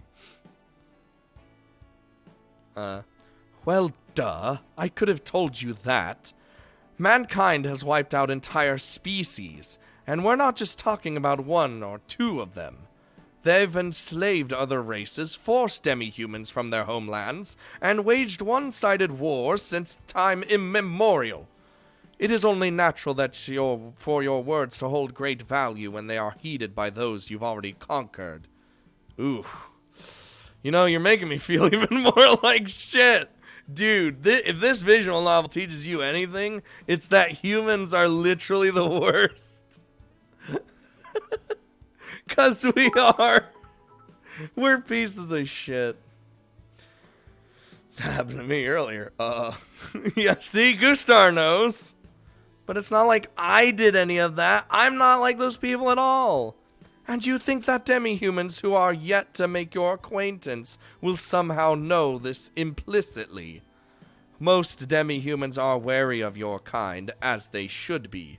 It is their best interest to treat all human beings as potential threats. That's racist. I mean, when you've gone around and made races extinct, I feel like you're just, you know, that's why we got waifus, because we know humans are rip. That even the tip of the eye, yeah, that's, you know, feels bad. It's survival. If you heard that someone had tamed a lion, would you jump right into the enclosure and pet that lion on the head without a care in the world? Well, no, but this is no different. You are a dangerous animal to them, Sable. They cannot trust your intentions and will not lower their guard around you. Those who grow to know you, or who are used to dealing with human beings, or who stand far above human beings, like myself, they will face you honestly and without fear. But for everyone else, you are an existence outside of their safety zone, and their survival as a species hinges on their mistrust for you. Ooh. Man, we are... My exes were all jerks. I still have nightmares about... Whoa! I'll kill them! Who were they? Nagamiki-chan. I'll bring Tao. We need... Hold on. We need the squad. Like, a special forces squad. We'll bring Lil Drag so that we can then kill Jake afterwards. We need Chris to... Because he protect. We need Ray to be distraction team. We need Tao to also be distraction team with Osu skills. I'll be the I guess another distraction team. Who's doing the actual killing? Shit, man. The plan's failed already. It's over. We don't have someone to kill. Bring me. God damn it. It's over. It's done. Magnus. Magnus can kill. He's got his old man shotgun. Oh, look. There he is. God damn it, Magnus. You show up at that weird moment. I'll do the killing. All right. We'll bring a mechanist. I would kill them. I want to go to jail. I'm sure Mechanist and Magnus can figure out a way not to have that happen. Anyway, my desire to rebuke Lishaw wanes as the merit of her arguments continues to increase. Once again, I am seeing these matters from the eyes of a human being. I can never truly understand the thoughts and feelings of a demi-human. The thoughts and feelings a demi-human holds toward my kind. I may not like what Lashaw's saying about my kind, but at the same time, I can't deny it. Yeah. Oh, lighten up. It's not the end of the world. Why do you suddenly care what random demi-humans think of you anyway? As long as you prove yourself to be trustworthy, those in your immediate vicinity will get used to your presence. You think so? Like, here's mass perfect for body disposal. God damn it. Of course I do. Just look around you, Sable. It's only been a month since you enrolled here, and your classmates have already accepted your presence. They all begin to drift away when you join the hunt, but look at them now. Do you think a single one of them bears you ill will? I don't know who you met with or what they said to rattle you, but your presence is having a positive impact at this academy. Your word holds weight over others, yes, but you have proven yourself to be responsible with regard to what you say. As long as you keep going the way you have been, I believe that you have nothing to fear. Huh. Blown away by the surprisingly positive and heartwarming words of my typically standoffish elven friend. I stare at LaShaw blankly for a few seconds as I ponder her words. The Atlantic is better. It's a bigger lake. Oh my god. How, Gustar, why do you have all these problems? What is going on with you right now? A short while later, a wide smile appears on my face, and the foul mood plunging into me. You know what? Plunging into me moments ago vanishes into thin air. Thanks, LaShaw. It means a lot to for me to hear that you think that way. You're a good friend. I never thought I'd say that, but you're a good friend. I did not say anything indicative of excessive familiarity, Baka. Dude, where is the Sundari Rager? Those are simply my observations as your classmate, nothing more. Baka, ecchi, virgin, hentai. God damn it. Blushing from ear to ear, LaShaw averts her gaze as my words strike an unexpected chord within her. It's not the kind of weight I was warned about my words possessing, but it seems that my intentions do still have a place within LaShaw's heart. Why would LaShaw care for virgins? Well, that I have ever since I played Newton, and fucking Alice will just go crazy and just be like, Baka, ecchi, virgin, hentai, like really fast. That's what I like. That's where it comes from. And it's funny to me. So that's why I do it. Speaking of which, Newton, I don't think I'll be able to play any more of that. Though I do really want to find the potato song scene and play it. Well, of course, the whole route, but pretty much I'm not allowed to play past what I did, so yeah. But I'm sure they wouldn't mind a little potato song in there. Alright, enough moping around and feeling guilty about nothing. I'm going to head back to the underground facilities and help those students in a way that I can, all while paying close attention to what I say. Emmy! I'll have a positive impact on their lives, Jeru. Just you wait and see. God, I hope so. Dude, I've heard the potato song. And we're actually on the route now? I thought we were this whole time. All right, well, there it is. And she was giving us a glare.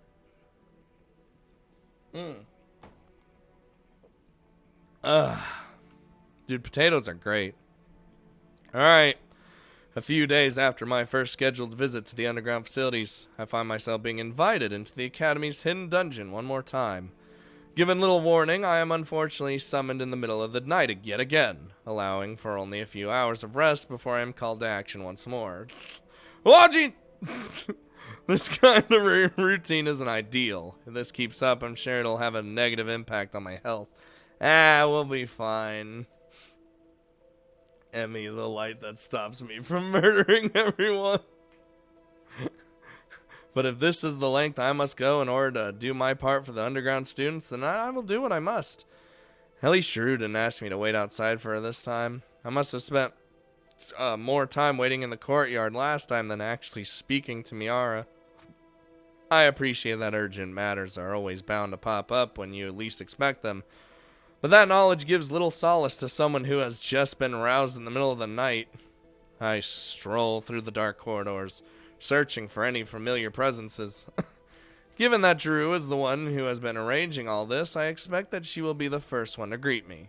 As I encroach upon the same location as last time, however, that assumption of mine is crushed almost immediately. Whoa! Miara, you're my partner for tonight? Yup, me again. Are you disappointed? No, not really. It's good to see you again so soon. What the fuck? You defied our...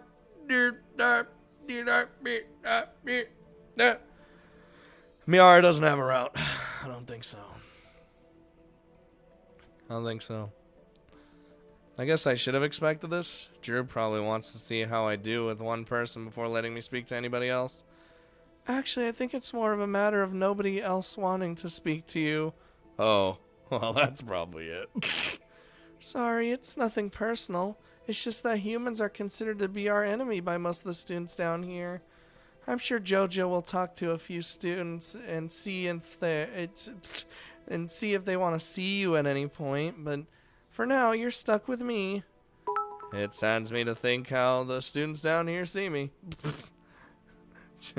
Penny cannon. No! Finally getting my Steam account going. Whoa! You didn't have your Steam account?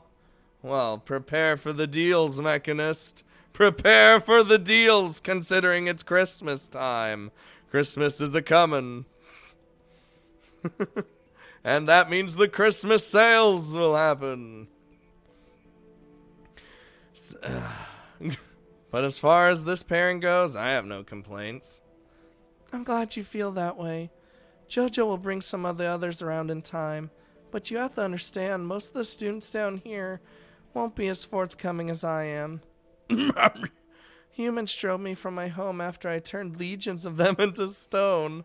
I bear no grudge against them, and aside from a phobia of organized groups, I feel that they've left me with no significant trauma. But for the other students down here... Oh god, my wallet. Yeah, your wallet is fucked, Mechanist. That's why there's so many Steam memes out there. Right now? Machine gun noises. No, you loaded 100 bits and you just shot them all. God damn it. It's fine. I understand. I'm glad I have no family. No gifts to buy. Nagamiki-chan, but where are your family now? That means you have to buy gifts, at least right now, for 36 people. Oh, you're so screwed, Nagamiki-chan.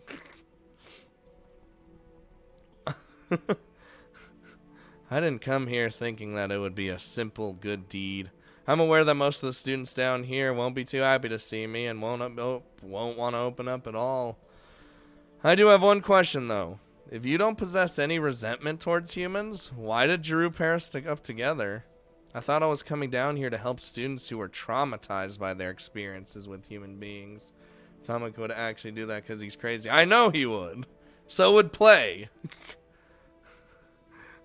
Oh god. Are free drawings okay? God damn it. If you don't bear any grudges against my kind, and you aren't afraid of humans, then what can I possibly help you with? You would have to ask JoJo. All I know is that she was looking for volunteers to talk a human student from the academy, and I put my hand up.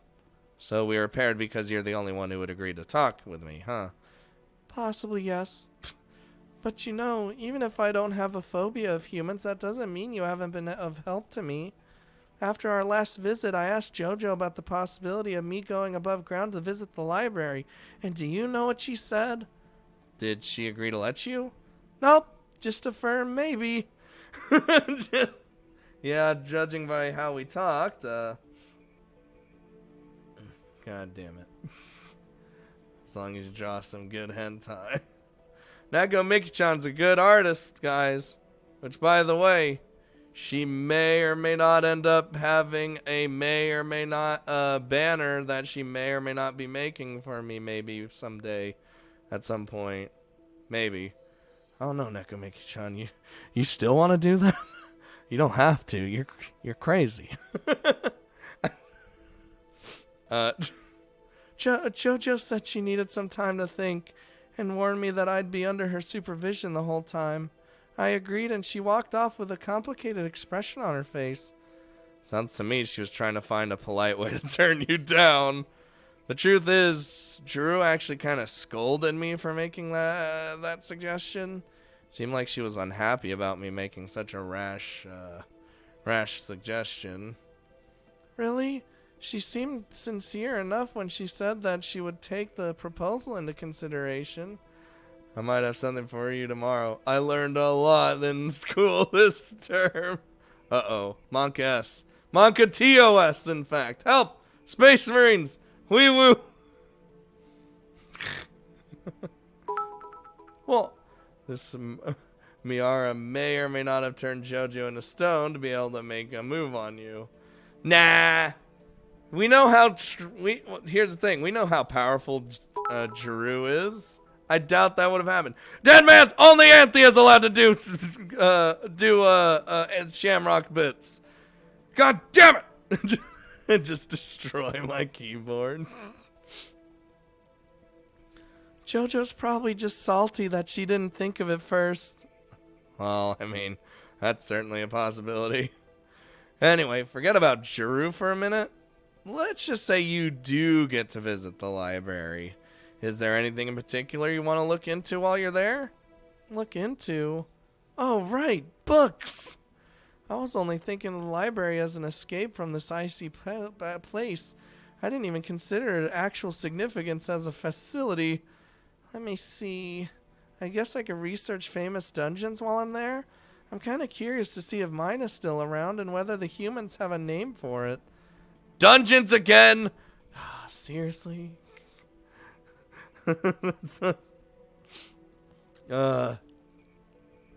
What is it with you and dungeons? It seems like a strange fascination for someone who hates the cold. I don't hate the cold. I'll have you know that I'm warm-blooded, and I have quite a high tolerance for the cold.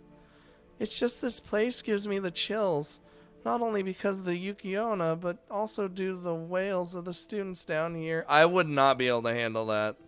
I would probably, like, be very upset. There it is! There's Papa John's! That Papa John's goddamn email! I knew it was coming, dude. I knew it was coming. Fair enough. Honestly, my impression of this place isn't the greatest. In any case, while dungeons may be an odd thing for a young girl to be fascinated by, I suppose there's no harm in it. I thought she was older than us. You think I'm a young girl? Yup. Aren't you? I realize that some demi-human races retain a youthful appearance for significantly longer than human beings do, but I figured from the way you speak and act... No, you're right. You're absolutely right. Yep, I'm totally an attractive young woman. Whatever age I look, that's definitely what I am.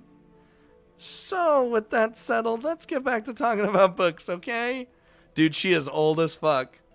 Old as fuck, guaranteed. I feel like she's actual Medusa, and that's how old she is. Miara averts her eyes nervously as the topic shifts to her age. While some demi-human species seem to take pride in their long lifespans, it would appear that Miara does not. Despite her youthful appearance, Miara could easily be hundreds of years old for all I know. Or thousands. Conversely, it's also possible that Miara is actually still a child and has simply grown at a rate much faster than human beings tend to. Given her reaction to my statement, I'm guessing it's former.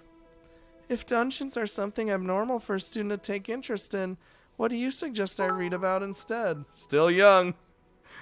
Yep, still young for Magnus, who's 40,000 years old. She's like Warspite. She said legions of people, so kinda, yeah, I'm kinda thinking thousands. Did someone say D&D? It's D&D. I love Dungeons & Dragons. Damn it, we were gonna do Pugmire. I have it all set up too. I just don't know when we should do that. Dude. I'm not saying you shouldn't research dungeons. I was just expecting something a little different. But if you are looking for suggestions, I'd be happy to give you some. What are you interested in? Aside from dungeons, of course. I guess magic beasts? My dungeon used to be filled with all kinds of magic beasts. They would crawl around on the ceiling, slip through cracks in the walls, and hide in plain sight before suddenly jumping out and giving me a huge fright. There were so many cute and interesting magic beasts in my dungeon. Some were fluffy, others had dozens of legs. On occasion, I'd even see beasts without physical bodies. Thinking about all those cute little critters is enough to make a girl feel homesick. I smile wryly as Miara describes the magic beasts invading her former home. This is the first time I've ever heard in my life someone describe a magic beast as cute. What's up, C-Money? Guys, if you've never played Dungeons and Dragons before, you totally should. It is a fun experience. Play it with friends, you know. Of course play it with friends. That's the only way you can fucking do it. It is a great experience. And the game, you can do anything in Dungeons and Dragons. The possibilities are endless. As the possibilities go as far as your imagination takes you. That's the best part about it. Goodbye, Joseph Ferry. We'll see you later. Have a good day at work. You know. Is there online D&D? I'm pretty sure there is. I know there's like different sites that let you find people online looking for like a Dungeons and Dragons group, and you could like play it like that.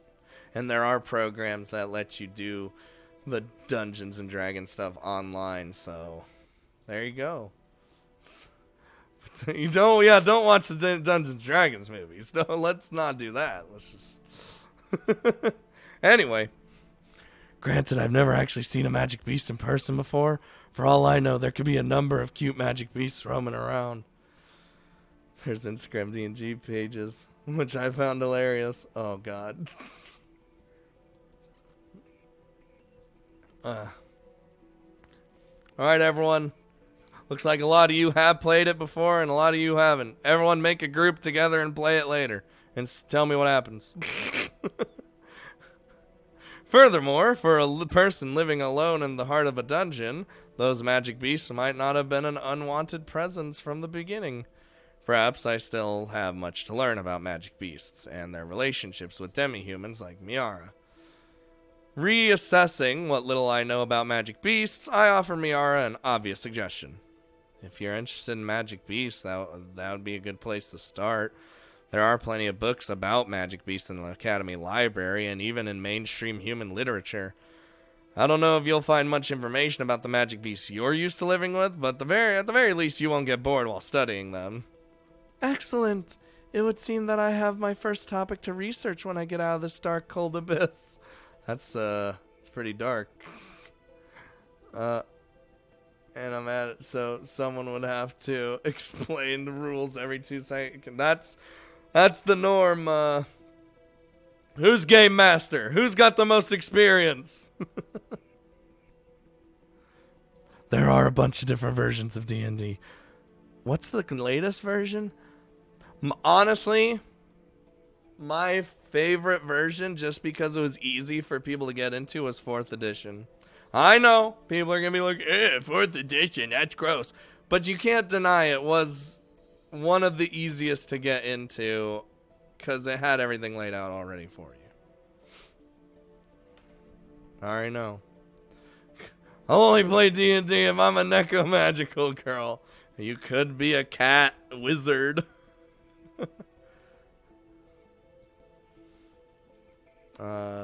Yeah, this background rate is pretty good. Yeah, you can literally be anything. Like I said, imagination. You could be anything. Anywho, are there any other normal topics you'd care to suggest? You wanted something more normal than dungeons, huh? In that case, magic beasts might not have been a good suggestion. Most people learn about magic beasts in order to defend themselves against such creatures, or so that they know how to avoid running into them. Tao would be a necromancer. Holy shit. You need to make a class for that. I'd rather play Munchkin. Munchkin's fun too, But that's like, you know, that's a card game, and it's different, you know. It's a silly card game, and we love it because it's just a parody on D&D. That would be a Neko made. Monkass. Yeah? You're telling me that normal students only research magic beasts for the sake of self-preservation? How can that be true? Magic beasts are also adorable and fun. Who in their right mind would fear them or try to avoid them? Every single person I've ever known. Apart from you. That's stupid. Magic beasts are just animals who have a teensy little bit of aether mixed in their bloodstreams. If animals can be cute, why can't magic beasts? I think the difference between animals and magic beasts runs a little deeper than that. For an animal to be classified as a magic beast, it has to possess more than just a teensy bit of aether. It needs to have taken in so much that its body has been physically altered, usually as a result of the aether becoming trapped inside of a vessel which cannot hardly contain it. An animal with only a very small amount of aether wouldn't be classified any differently than the rest of its kind. It takes more than a little bit of aether to make one become an entirely different species. You actually seem to know quite a lot about magic beasts. Have you been reading about them in the library yourself? Actually, yes! Oh, man. When I played D&D, I actually preferred dungeon mastering more so than actually playing the game. Like, playing... Because I like to create these worlds that people do whatever the fuck they want in and all sorts of shit. Also, I'm the type of dungeon master that doesn't create a character to play as well as dungeon master, because I don't like that. We going to be an army of Neko lollies? We are DM. I don't know about that. That takes a lot of time and a lot of effort. I wouldn't say I know a lot, but yes, the Academy Library is the primary source of my knowledge about magic beasts. Maybe I should research magic beasts first after all. I'm the kind of dungeon master that kills players if they're stupid. I imagine Magnus just kills everyone for no reason. I'm an ornery dwarf. Dude, a dwarf with a fucking like you created a motorcycle, but it's like a oh my god. Whoa! God damn it! There goes Play. Damn it, Play. Thanks. Thank you. I love you all. You are totally Guess awesome. we'll wait. We'll wait for this to go by. Let's see the. So we have a gift sub from Play to Top Booty Blazing All Day Sash and Monty. Thank you. There you go. You are totally awesome. Almost as good as pudding. Oh my lordy lord. Thank you. I love you all. Play wants to fucking die. Where have you been, Play? Have you been sleeping? Or dead? Or either one of those? I like to play D&D with Scott, but he needs a character too. I don't like making the character or having the character because I don't trust myself to not accidentally make the story revolve around me. I'd rather revolve it around the players, and I don't want to take that risk of accidentally doing that. Not saying that I've ever done that before. I'm just saying it's just kind of a precaution for me. Oh, wait, what? Once did killing the entire party in the first 5 minutes. I tried to kill Ray so hard, but his rolls were too good. God damn it. I'm a Sundari Neko according to... Well, you are. We knew you were soon. But you're our leader. Nope, you'll have to find someone else to be the leader. I don't want people to think I'm weird, but I really do want to find out what happened to my dungeon, and I would like to learn about my old friends. Oh, don't worry about what other people think. If that's what you want to learn about, then go ahead and do so. Nobody's going to stop you. Apart from Jeru, that is. Oh, for what reason would I do a thing like that? We just leap out of the fucking... Just start... Oh, God. Oh, okay. Oh, where's my water? I've been eating out with my parents at a Vietnamese restaurant. That wasn't bad, but my bank account just got locked, so I couldn't send money to my credit card, so buying shit from the U.S. is tough. Why is your account locked? What did you do at this Vietnamese restaurant? Oh my god. Drew! Jojo, you're here already? Does that mean... Yes, I'm afraid so. Come, Sable. It is time for us to return above ground. We're heading back already? But I wanted to look at... Oh! I wanted to look at her snake tail some more. I only just got here. Yeah, can't he stay a little while longer? Christopher! Christopher! It's Christopher. Oh my god. He probably ate the Vietnamese. Well, yeah. I just think he spent all his money on the Vietnamese restaurant. Apparently my online banking information doesn't work online, but only within the app on my phone. That does... Whoa! That's weird. No, he may not. Wow. Sable is here to expedite the rehabilitation of the students residing underground. He is not here to socialize. Then why'd you pair me up with someone who doesn't even need rehabilitation? What was that? Nothing. Oh, dude, don't talk back to Jeru. She will disease magic you and you will die instantly.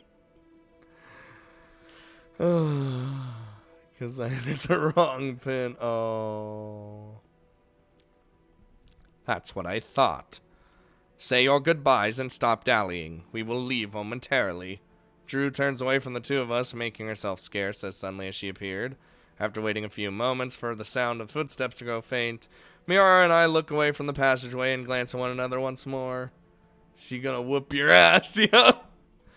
I guess that's it for today. And just when we were getting right on into it. Jojo does have a point, though. You aren't here for the sake of keeping me company. At the moment I am. Unless other students start wanting to meet me. This might as well become a social club for just the two of us. That doesn't sound so bad. Perhaps I ought to start spreading rumors about you so the other students down here won't want to meet with you. Oh god, please don't. People say enough weird things about me above ground. The last thing I need is for students down here to start doing so as well. Very well. I'll keep my thoughts to myself. Now you'd best hurry along. You don't want to keep Jojo waiting. I guess. Now what about that? Wants us all. Yeah, she does. Right, you are. I'll see you again, Miara. For now, I think I'll head off to bed. In that case, I bid you pleasant dreams. Do come again, Sable. I'll be waiting. Well, waving goodbye, Miara begins to slither off as I head in the opposite direction. Before long, Miara's presence is replaced by that of my senior, who has been waiting patiently for the two of us to finish talking. Have you both finished saying your goodbyes? Yeah, we're done for today. Excellent. In that case, I shall escort you above ground momentarily. In spite of the fact that I made my way down here on my own, Jeru declares that she will escort me back to the surface. Without any reason to refuse, I shrug my shoulders and follow closely behind her. Oof. I'm getting more concerned about Jeru. I don't know what it is. I'm just feeling itchy. For the most part, the two of us walk in silence. Jeru leads, and I remain a few steps behind. After walking more than half the way, however, Jeru suddenly slows her pace, soon finding herself by my side again. Jeru, yeah, I don't think she's getting dairy. I'm unsettling. I'm unsettled. So, how did it go? Did the two of you hit it off? Were you able to get Miara to open up about herself? Open up about herself? I don't know if I'd say that exactly. We mostly just talked about books and magic beasts. That's no good, Sable. You were supposed to get Miara to talk about herself. What? Since when? I was never given any, guideline on what I was supposed to do. God damn it. Since your first meeting with her. That's the entire reason I had you meet with Miara in the first place. It's a little late to be telling me that now. Why do you want me to get Miara to talk about herself? Just a minute ago, you were telling me explicitly that I shouldn't socialize. There's a difference between socializing and talking, Sable. I don't think there is. I don't think there is. I think Discord's fucked up. Like the League game. Oh. Feels bad. Oh, is Discord, actually dead? I guess it is. I bet it's, mostly down for people using, voice chats and stuff. At least that's what I would assume. Maybe it's specific servers, because I think our server is fine. Maybe? I don't know. Works for me. Yeah, I think it's... We have the super server! Join the super Discord server, friends. You will not be disappointed. Alright. I don't follow. For goodness sake. Jiru hangs her head as our thoughts fail to synchronize. Sable, when a therapist meets with their patient, how do you suppose the two of them proceed? I don't know. Never been to therapy or researched the subject. Dude, I remember when I was forced to go to therapy. Nothing was wrong with me. My parents thought something was wrong with me, and they thought I needed to go to therapy. And as Mechanist adds me to the friends list. But I went there, and I didn't understand. I was a kid. I didn't know. I didn't know what was happening. So they kept trying to make me talk about my feelings. I didn't really have anything wrong with me. And all we did was play board games while she talked to me about my feelings. And I'm like, yeah, I'm pretty good. It was really weird. Dude, I remember playing the sickest Power Ranger board game in that therapist's office. The best. Mexicans don't believe in therapy. Trust me, I'm with Maya. I know. Maya's a pain in my ass. Yeah, she played board games. It was great. It was pretty classic. Not really, yeah. Then allow me to educate you. When a therapist and their patient talk, they do not have a conversation, or at least not the kind that friends or family members are likely to have. A therapist's conversation with their patient typically boils down to little more than the therapist asking leading questions in an attempt to get the patient to talk about what is causing them grief. Yup, that's exactly what was happening, even though nothing was wrong with me. Been keeping up with the arts? She better have. No, she's been busy. Though she says she's like, I got something tomorrow. They will continue to probe their patient for more information, occasionally injecting their own thoughts or opinions whenever the patient starts to talk about something unrelated or unhelpful. Therapists talk about themselves in order to put their patient at ease or to force some kind of bond to be formed. Outside of that, they do not freely share their interests or hobbies. They do not make conversation or attempt to deepen their friendship with their patient. Put simply, therapists build trust, manipulate their parents and their parents. Manipulate their patients into talking about their problems even if they don't want to, then abandon that false relationship as soon as the patient has been rehabilitated. Thanks for following.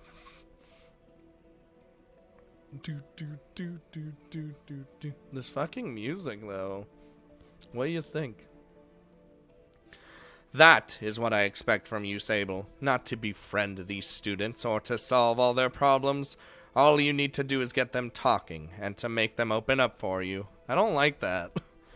If they are able to reach a stage where they can speak to a human being freely, then life above ground at Amadronia will be a distinct possibility. I stare at Drew in amazement as I take in everything she just said. So she wants us not to be friends with Miara. She just wants us to get her to talk about her feelings. God damn it.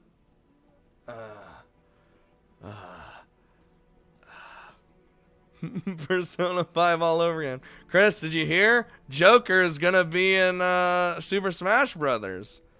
What do you think? Persona 5? Huh? What do you think? DLC? Huh? Makes me want to get a Switch. God damn it. Switch, they're expensive, Christopher. Ninja Cat! No leaving. You have to stay here. You know we'd be playing Smash, though.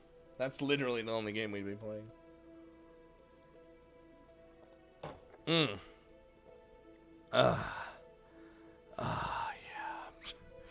Yeah. Her words seem unnecessarily harsh, particularly towards therapists, people whose job it is to help others to overcome their problems. Or if I see some... Oh, yeah. Nonetheless, what she said does seem to be accurate, if not biased. Build trust, cause the other party to open up, then leave them to stand on their own 2 feet. Check up on the patient from time to time, schedule further appointments, if necessary, but otherwise don't interfere any more than necessary. Between watching TV, reading books, and listening to Drew just now, that is the impression I have gained of what a therapist does. Still, Drew really does seem to dislike therapists. What she said didn't seem wrong, but it sounded like she was using harsher language than necessary. Therapists manipulate their patients. They abandon them when the treatment is over. Oh boy!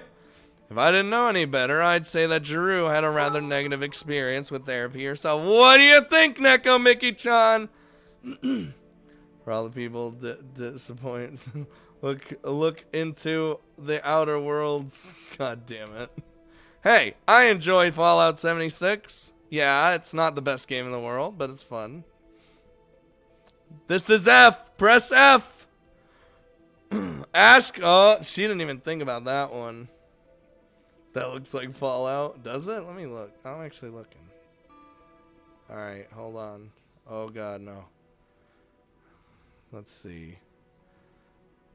It looks like... let me see. It does... Yeah, it does kind of look like Fallout, except like more spacey and sci-fi-y.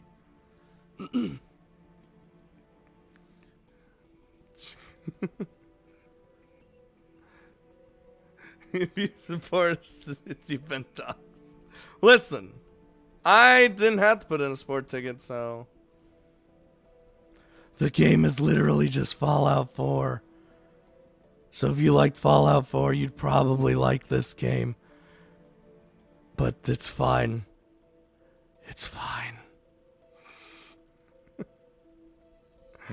Alright, we're gonna ask. Because Neko Mickey-chan said so. I don't know if this is really the kind of question I should be asking someone in Drew's situation, but, it's made by the guys that did Fallout New Vegas. Yeah, I already knew that. I remember, I think Magnus sent it last night, and I saw, Obsidian.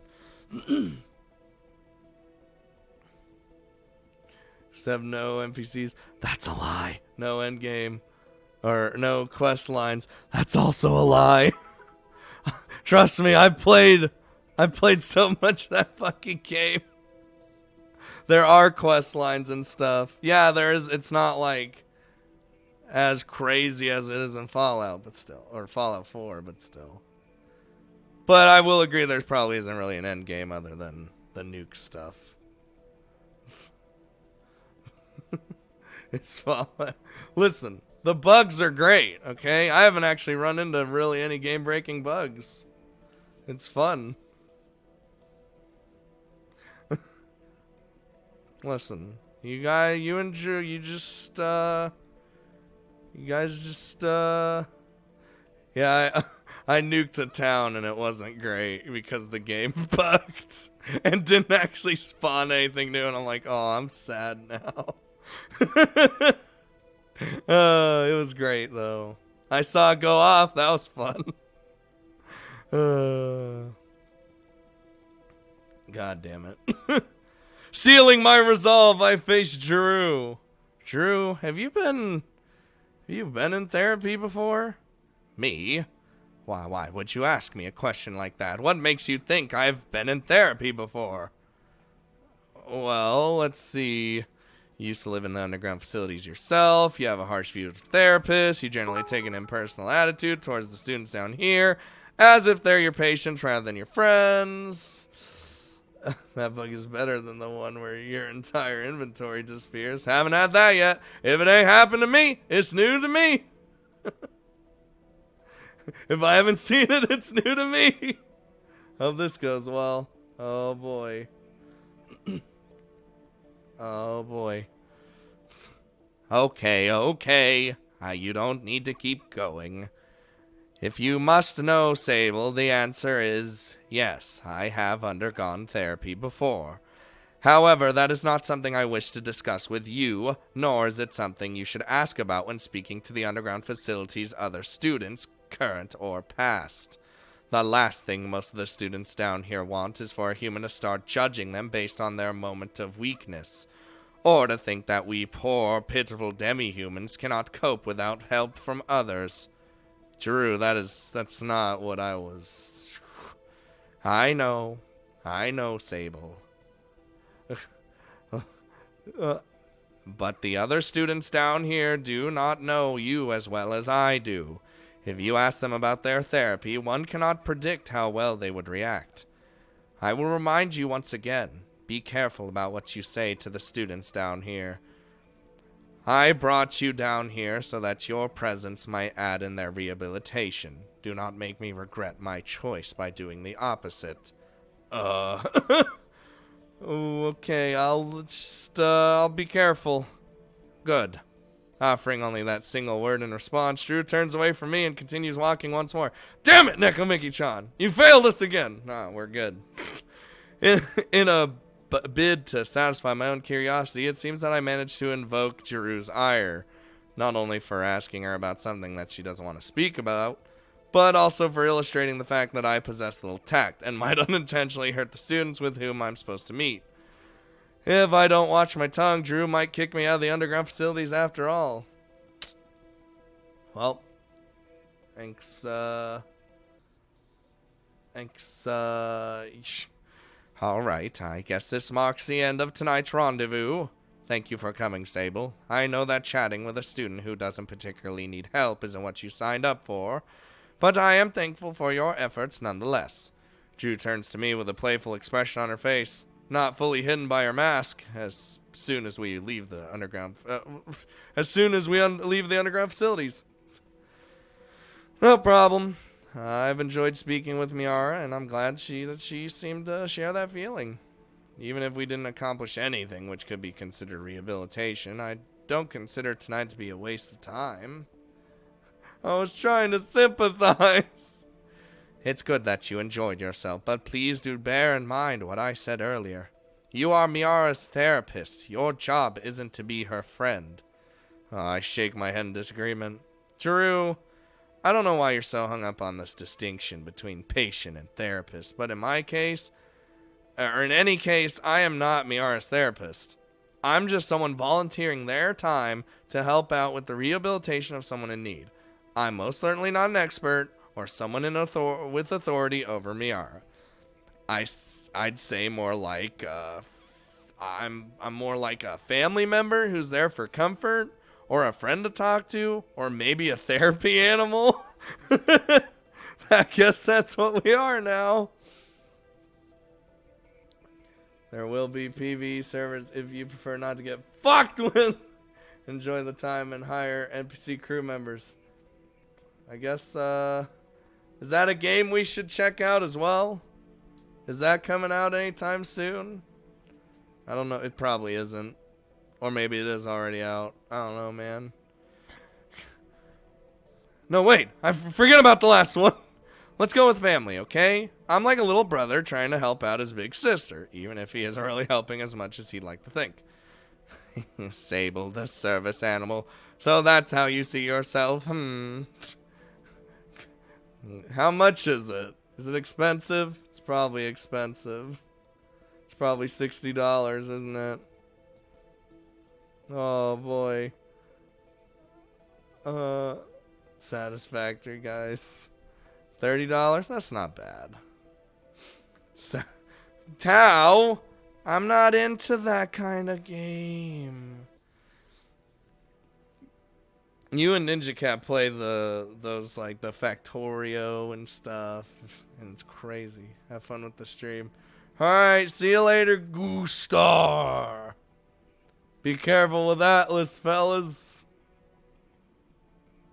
Wait, are we talking about the same? I thought I was talking about that other game. Hold on. Ah, Jesus Christ. Was that game we were talking? No, that's that game. Oh, this is that fucking pirate game that you wanted. Oh yeah, I remember this. Hold on, who made it? Okay, Grape Shot Games. Wait, Instinct Games. I'm trying to see what they made. Arc. Oofers.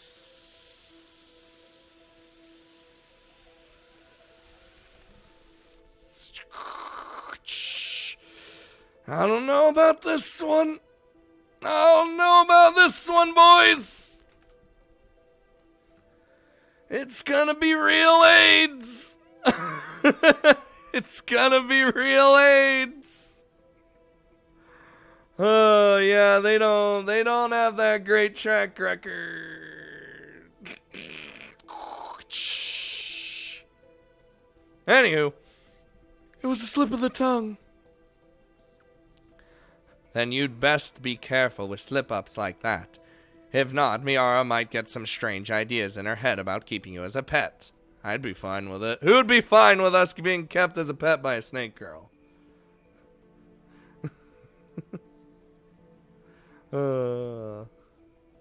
Ark is hella fun when it's not broke. Uh-oh, what's this video? What? Magnus, why'd you go Ark and then link to fucking to Outer Worlds?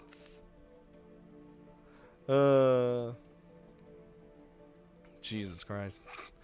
Of course, if you told her you wanted to be her younger brother, her heart would also likely skip a beat or two. Drew averts her gaze as worrying thoughts begin to fill her mind. Anywho, I disagree with your view that I am Miara's therapist. There are many things I could be to her, but that is not one of them. Yes, perhaps my labeling of your friendship was a tad too formal and abstract after all. Nonetheless, my expectations have not changed. Your job is to help the students in the underground facilities, not to befriend them. Why? Why? Why what? Why can't I just be their friend? Is that really, Listen, we'll give it a shot, Chris. But, you know how AIDS Arc is in terms of gameplay, and I don't know how this is gonna turn out, but we'll see. We'll see about it. Oh, I need water. Oh.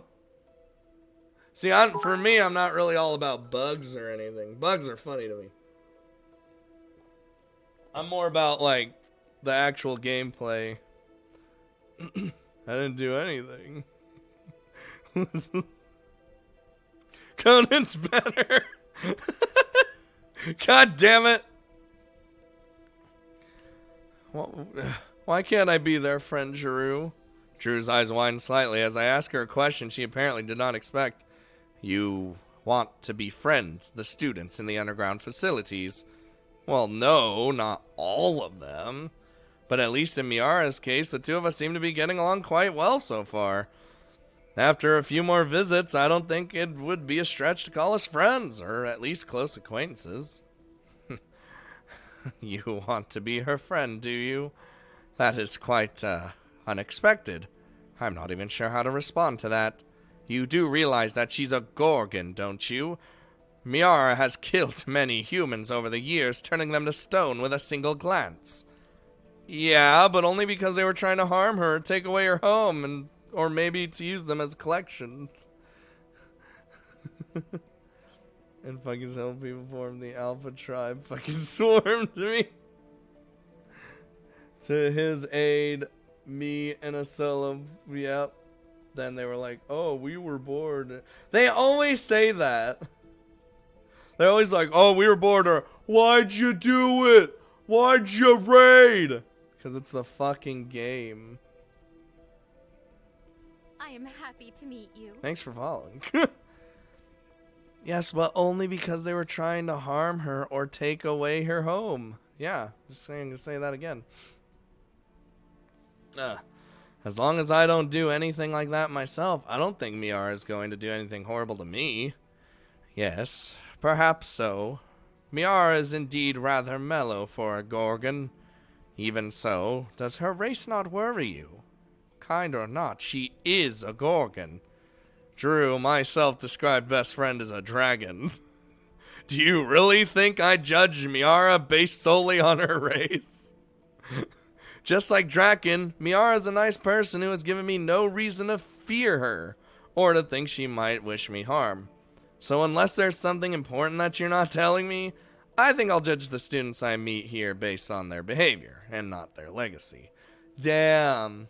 I like that. I like that a lot. Alright, fine then. Let's pretend for a moment that you have become friends with Miara. You see each other every day, you talk to one another during the brief time permitted by your schedules, you even eat together on occasion, and bid one another good night.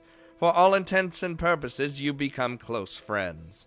Now, what will you do if I ask you to help someone else instead? Someone who genuinely needs your help?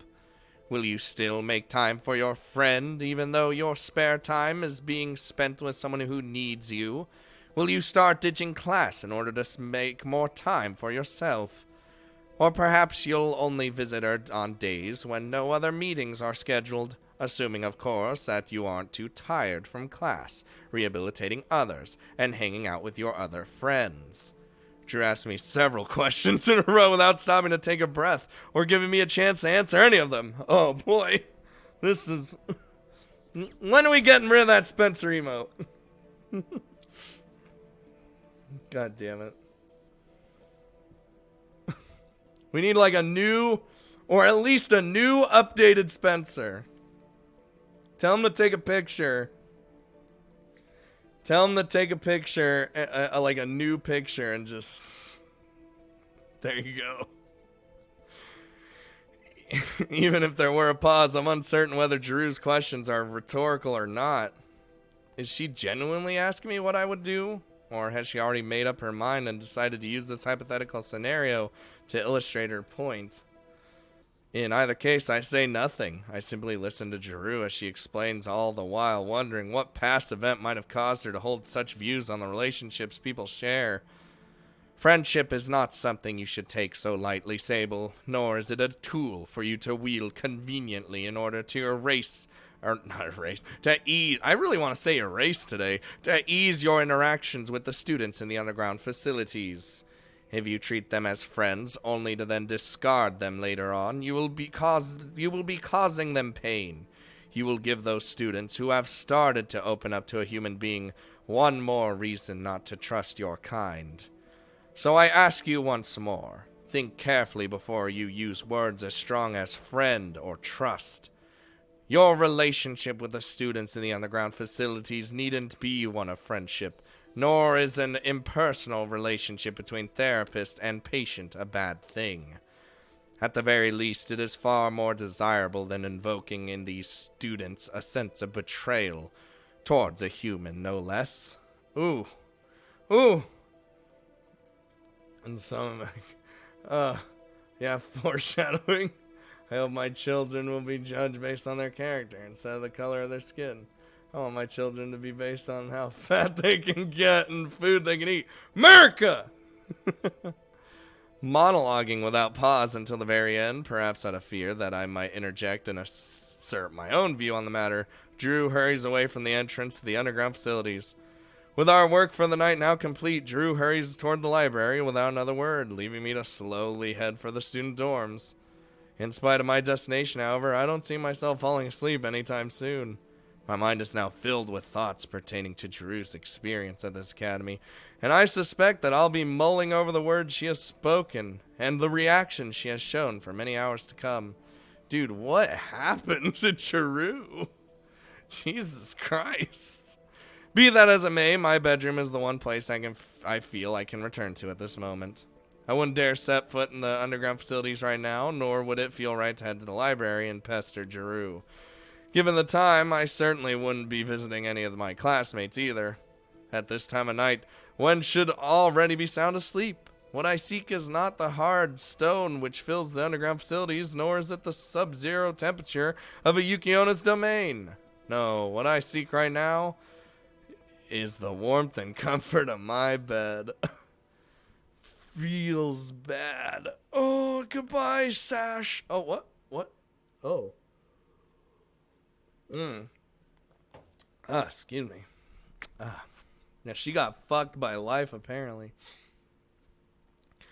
In spite of the slow start to my time underground, it doesn't take too long for things to begin to grow more lively.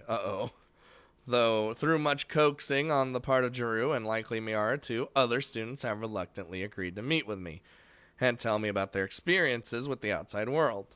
None of the students who I meet are particularly scared of humans or resentful of my presence.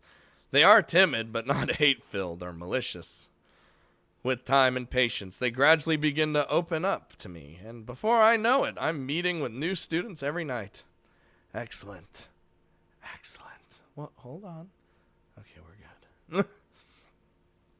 Soon enough, I find myself at ease in the underground facilities. I no longer fear the darkness, and I am not anxious about meeting new students. We didn't get a bad ending yet. Nekomiki-chan! The more time I spend underground, the more I realize that these students are exactly that. Students. They're not criminals or psychopaths or sociopaths. Whenever sociopath pops up, I always want to say psychopath. I don't know why. It happens every time. Even if some of them have tragic stories to tell, that does not mean they are unstable or insane. These students are, aside from a collective vitamin D deficiency, are just like the rest of us. On the other hand, growing accustomed to their presence has also made my trips underground far less exciting. As demi-humans cut off from the outside world, kept locked up for their own safety, they rarely have anything new or exciting to share. All they ever want to talk about is the outside world and what they're missing out on.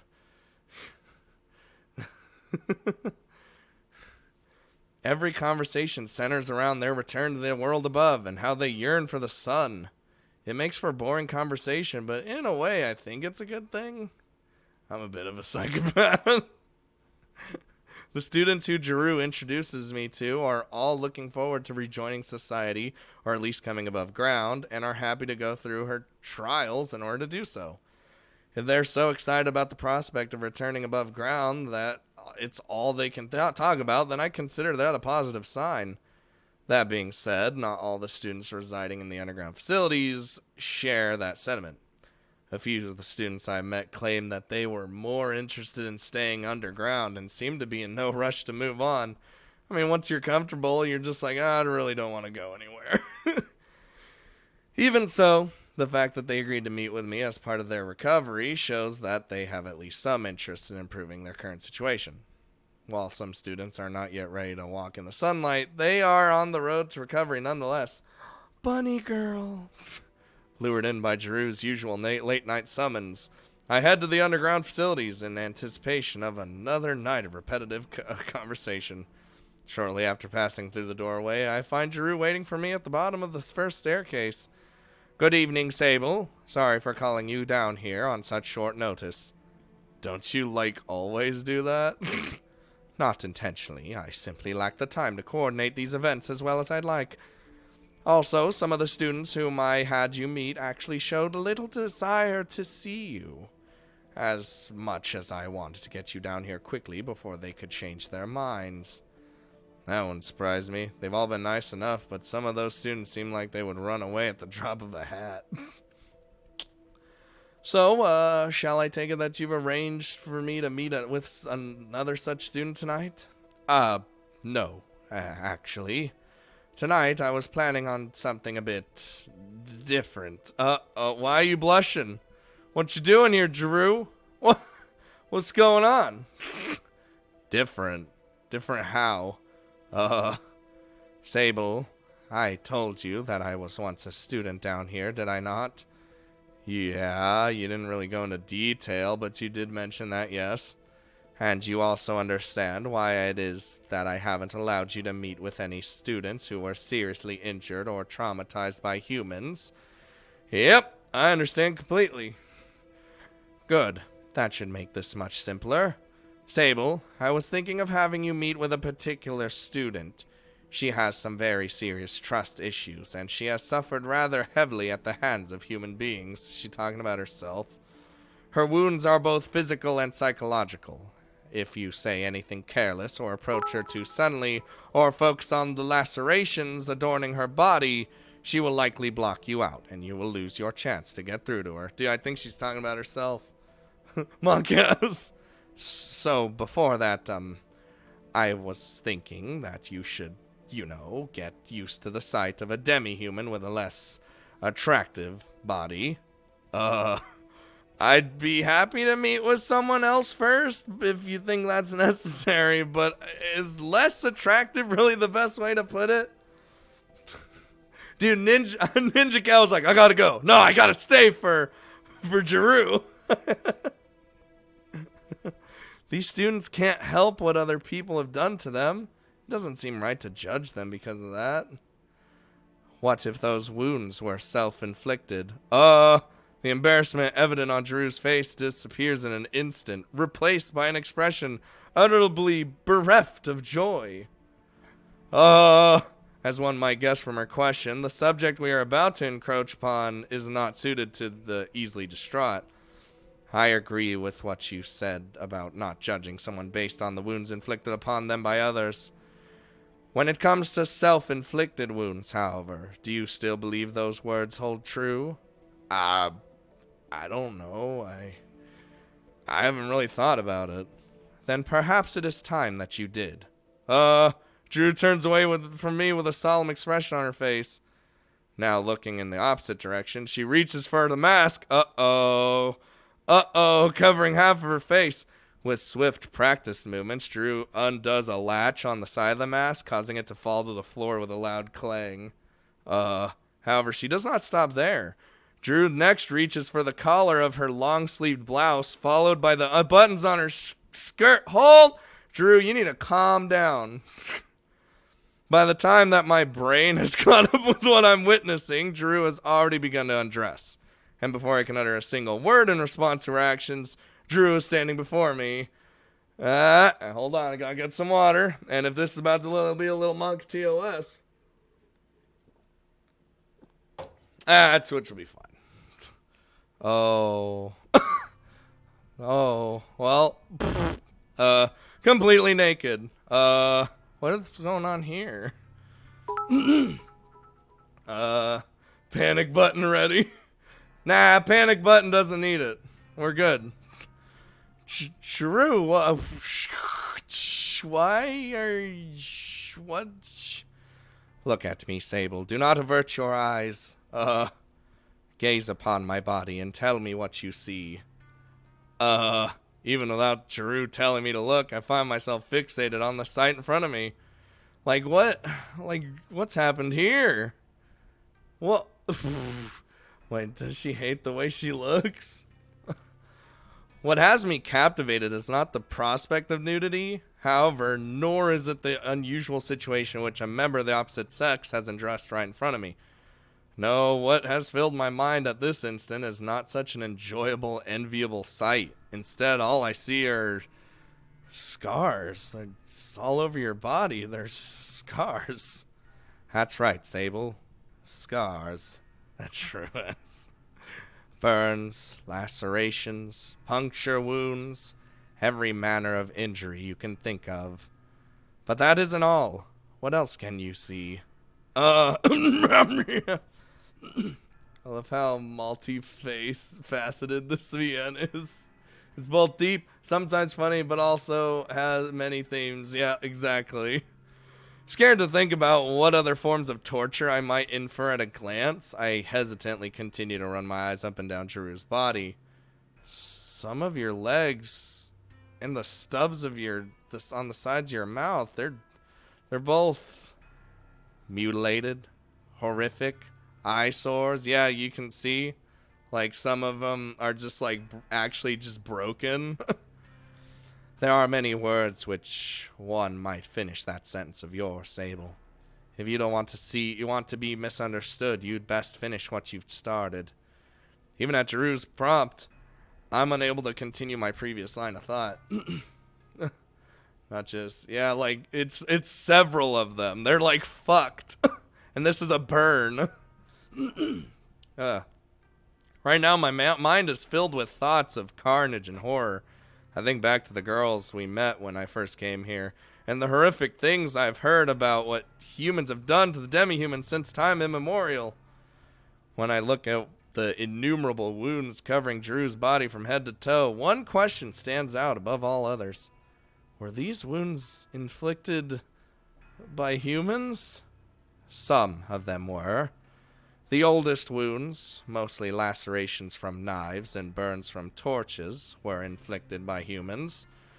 The newer slashes and puncture wounds are claw and teeth marks from some of the less stable students residing down here. As for anything not belonging to either of those groups, it's fair to assume that these wounds are self-inflicted. Self-inflicted? I repeat Giroux's words mindlessly as I try to come to terms with what I am seeing. The mysterious senior of mine, who always wears a long skirt, long sleeve shirt, and a face mask, was hiding a body like this all along. Feels bad. Covered in wounds inflicted by humans, demi-humans, and even herself, there's barely an inch of flesh on Giroux's body, which hasn't been scarred at some point throughout her life. Don't look so shocked. I told you before that I underwent therapy myself during my time in these facilities, did I not? One does not undergo such torment without a good reason. Drew calmly reminds me of a brief conversation we had a few weeks ago, during which I asked her if she'd ever undergone therapy herself. Nekomiki-chan's answer! But at the time, I couldn't see Drew as one of the victimized students living down here, but now you must protect her. The demi-human you were talking about earlier, who you wanted me to meet, could it be that you are... No, I am not your patient for today. I am merely an eyesore presented to you so that you will think less of the person you are about to meet. You aren't an eyesore, I shout at Giroux on reflex as she casually speaks ill of herself. Unfortunately, I have no words to back up my statement, or to persuade Giroux to think differently. All I can do is deny what she said and hope that she will retract her words. I know that you are being kind, but I am well aware of how I look. This body is unsightly. It has been long before even any of these scars appeared. Oof. Protect. Question if she wants regeneration. Whoa! There is nothing wrong with calling out something ugly for what it is. No, it's not lacking the words to convince Giroux. I hang my head regretfully. You know, Sable, I was originally planning on showing you just enough to shock you before leading you to your companion for the day. But if you're interested, would you like to hear a story? About a foolish young demi-human who wanted nothing more than to be accepted by those who loathed her the most.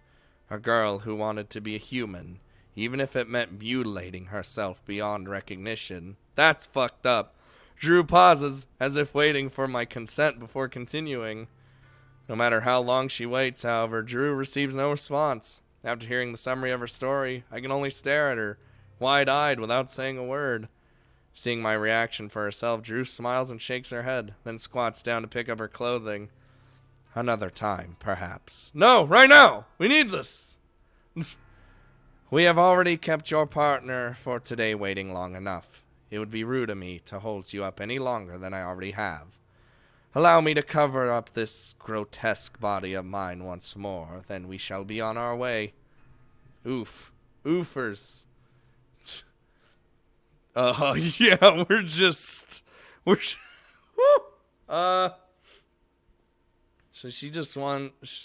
she's like trying to be accepted, going so far as to try to cut off extremities that would that would not have her be human.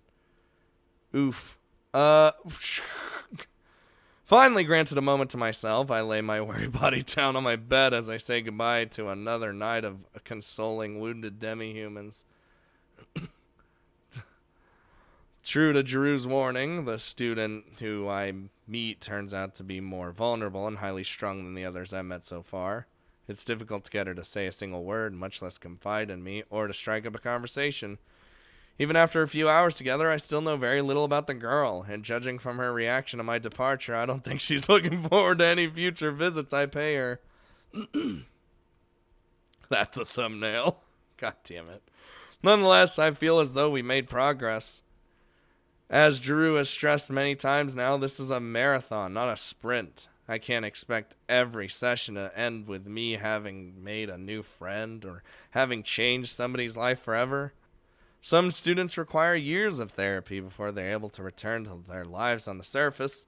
Others never recover and instead choose to spend their lives hiding. Whether I like it or not, that's just how it is. It's almost 3 in the morning. The sun's going to start rising in a couple hours. Even though I don't need to attend class, I still like to do so on occasion. Sleepless nights like this don't make that easy. Perhaps I should speak to Drew about adjusting the times of my visits to the underground facilities. It's not as though they have any real concept of day or night down there anyway. Briefly contemplating an all-nighter, I quickly reject that idea and decide to do the responsible thing. I lay my head down, close my eyes, and finally... Oh, Jesus! Let's not... The moment I close my eyes, Drew's naked body flashes before me once again. Not in a sexual manner. Not in the kind of way a teenage boy would usually think about the naked body of a member of the opposite sex. No, when Drew's naked body appears in my mind once more, the only feelings coursing through me are those of anger, disgust, and confusion. Shit. I knew that would come back to haunt me. I tried to keep myself occupied with that demi-human girl and to think about how to get through to her, but the truth is, Drew's the one who's truly on my mind. What was the story she wanted to tell me? Did she really mutilate herself? What kind of torture did she endure at the hands of human beings? Kill the humans! I have so many questions, and yet at the same time, I'm not sure I want to know. Hearing about the misfortune of strangers is bad enough. I don't know how I'd feel after hearing the story of how a friend of mine was mutilated. I roll onto my side as disturbing thoughts fill my head. Unfortunately, failing to hear Drew out wasn't enough to wipe such matters off my mind. The topic of her suffering has already been firmly planted in my brain, and without knowing the truth, I am left to speculate. Was Drew's entire family wiped out? Is that why she doesn't know the name of her own species, and why she's been living on campus in the underground facilities? Why would she cut her into her own body and call herself grotesque? Does she not want to be a demi-human? That's what it sounds like. Does she blame her appearance for what she's been through? Hell, like I know. I don't even know what she's been through at all. Drew's been wounded repeatedly by humans, demi-humans, and even herself, but beyond that, I know nothing. I act like we're friends and I seek her out when I need help or I want her to arrange something, but when it comes down to it, what do I even know about her? Nothing. And I feel like that's exactly what she wanted. Well, she wanted to tell you the story now. Oh, boy. Slashing and whipping, likely. Narm should be punished because it was probably him and his parents. God damn it. For I know it, a week has passed by since my last visit to the underground facilities. Unlike before, it's not because Drew has failed to contact me. In fact, not a day has gone by without Drew requesting my presence or asking when I will next visit the underground facilities. Rather, the only person stopping me from heading underground is yours truly. Well, yeah, Norm's a piece of shit. I can't keep avoiding Drew like this forever. I do understand that. We're bound to see one another when we're hunting on weekends or when I need to visit the library. At some point in time, we're definitely going to cross paths again. Oh, so now we're just avoiding this situation entirely. Great. Good job, Sable. Good job. Good job, Neko Mickey-chan. You led us down this path. Like I'm just blaming her for no reason. And yet, every time I think about Giroux, that night resurfaces in my mind and I can't bring myself to face her. Tormented by my own speculation, I have lost many nights of sleep while thinking about Giroux's situation. Ultimately, I've come to the realization that I am afraid to learn the truth. As curious and inquisitive as I may be, I do not want to know what happened to my kind-hearted senior before she came to Amadronia. Now Sable is reinforcing Giroux's negative self-image. Kinda, yeah. Sable being a pussy as usual. That's a lot. It is a lot to take in one night. Like what if your friend just opened up to you and was like, "Oh yeah, I've kind of mutilated myself. I've been abused all my life, and I've kind of just been cutting my shit off because I want to be something that I'm not." You know, that's fucked up. It's not my fault Sable's a crappy gentleman. He is not Gonta. No one can be as gentleman as Gonta. What's up, crew? You're back from the eats? We got to see naked Giroux. Yeah, but it wasn't a pleasant experience. Sable's got to man up. Arbitrary speculation may sound even worse, but to me, there is no comparison. Situations I imagine on my own can ultimately be brushed off as mere fantasy. If I were to hear the truth from Giroux's own mouth, however, it would not be that simple. Maybe I should just send Giroux a message saying that I don't want to know about what happened to her. If I give her an honest and straightforward explanation, I'm sure she'll understand. It's either that or I tell Giroux I won't be volunteering underground anymore. All I have to do is claim that my grades are dropping as a result of these late-night outings, and I've chosen to prioritize my studies. I can kind of relate. Oh, no, Ninja Cat, come here. Come here, Ninja Cat. Everyone give Ninja Cat huggers. Come here. You're our cat. Come here. Come here.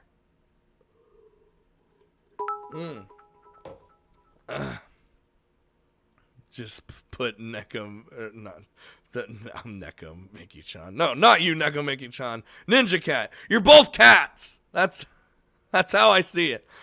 Put Ninja Cat in the lab doing the cat petting thing. Turn around in the chair. We meet again, Mr. Bond. I have a friend that almost OD'd. Does that count? I feel like that counts, yes. Either way, I do need to break the stalemate. I can't keep on hiding in my dorm room outside of class time or pretending to be asleep whenever Drew tries to contact me. One way or another, I need to put things back the way they once were. I don't know. Things can't, meet again, Mr. Jerkoff. Yup. Wait, I'm Jerkoff. I'm Scott Jerkoff. Whoa! The moment class ends, I make my way straight to the Academy Library. Like usual, the library is more or less empty. I only spot a single individual in the library other than myself, and she's busy tending to the books. Surprisingly, that person is not Giroux. Whoa! The girl I spy across the room bears the familiar form of a certain Gorgon with whom I've become increasingly acquainted with. Oh, okay. In other words, it's Miara. Hey, Miara, left to monitor the library by yourself again? Oh, Sable, what a pleasant surprise. I haven't seen you around lately, so I was beginning to wonder where you'd run off to. Just attending class, like the good student I am. What about you, Miara? Have you been roped into doing Giroux's job for her often lately? I wouldn't put it like that. I'm the one who volunteered to help out after all. JoJo is simply taking me up on my offer. Speaking of Drew, where's she run off to? I was kind of hoping to speak with her if she's around. I'm not really sure. JoJo comes and goes as she pleases, and she rarely says where she's going. My guess would be that she's headed underground to help feed some of the more unruly students. She always takes jobs like that, no matter how badly she's injured in the process. Ooh, yeah, I suppose I could see her doing that while I was abusing practice self-harm, but I told... Whoa! Alright, Nekomiki-chan and Ninja Cat can be on either sides of my legs, being the cats that they are, and just... We meet again, Mr. Bond. Here you go. We'll get you pets. Get you the pets. Monk ass. Help. That girl needs to value herself more. She has too many scars as it is. I think JoJo sees it the opposite way around. Since she's already so heavily scarred, it's not as though she loses anything by adding one more to the collection. Oof, that is... Wait a second. If you're saying that, then does that mean... I shake my head. No, I haven't heard about what Giroux went through before coming to Amadronia, but I have seen the aftermath. She showed you, but wouldn't tell you? That seems odd. JoJo's pretty open about what she's been through. I'm not sure if it's to help the rest of the underground students see her as one of us, or that she can get it off her chest and come to terms with it herself. You think Giroux tells people as part of her own rehabilitation? Well, I've dealt with my own body a few years ago. It's all good now. Still, lap pets. You too, Nekomiki-chan. I do, yes. My face contorts as I mull over Miara's take on the matter. While I'm no expert on the subject, I certainly have heard of people talking about their problems as on their trauma as part of the healing process. It's easier to let that off your chest, you know. Alcoholics who speak anonymously in front of groups of people, sharing their lowest points and publicly swearing off their substance. War veterans sharing stories of what they experienced, praying for solace as they get off their chest the horrific things they'd seen and done. Victims of abuse strike me as people who are more likely to be on the opposite end of the spectrum. But as someone who has never lived through such trauma, I can't say that with confidence. I understand the theory behind doing something like that, but supposing for a second that is what Giroux's doing, do you think she'd share that information with other people, even knowing they might suffer as a result? Suffer? What do you mean? How does hearing of another person's experiences cause someone to suffer?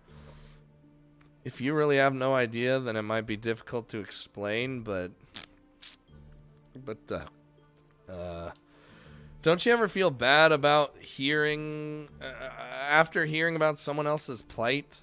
You live underground, surrounded by tortured wails of wounded demi-humans. Don't their cries keep you up at night, wondering about what happened to them, or thinking ill of the people responsible for their suffering? I think I see what you're getting at. To be honest, I've heard and seen so many things since coming to Amadronia that I don't even think about that stuff anymore. I'm already quite aware of the horrors endured by other students of this academy.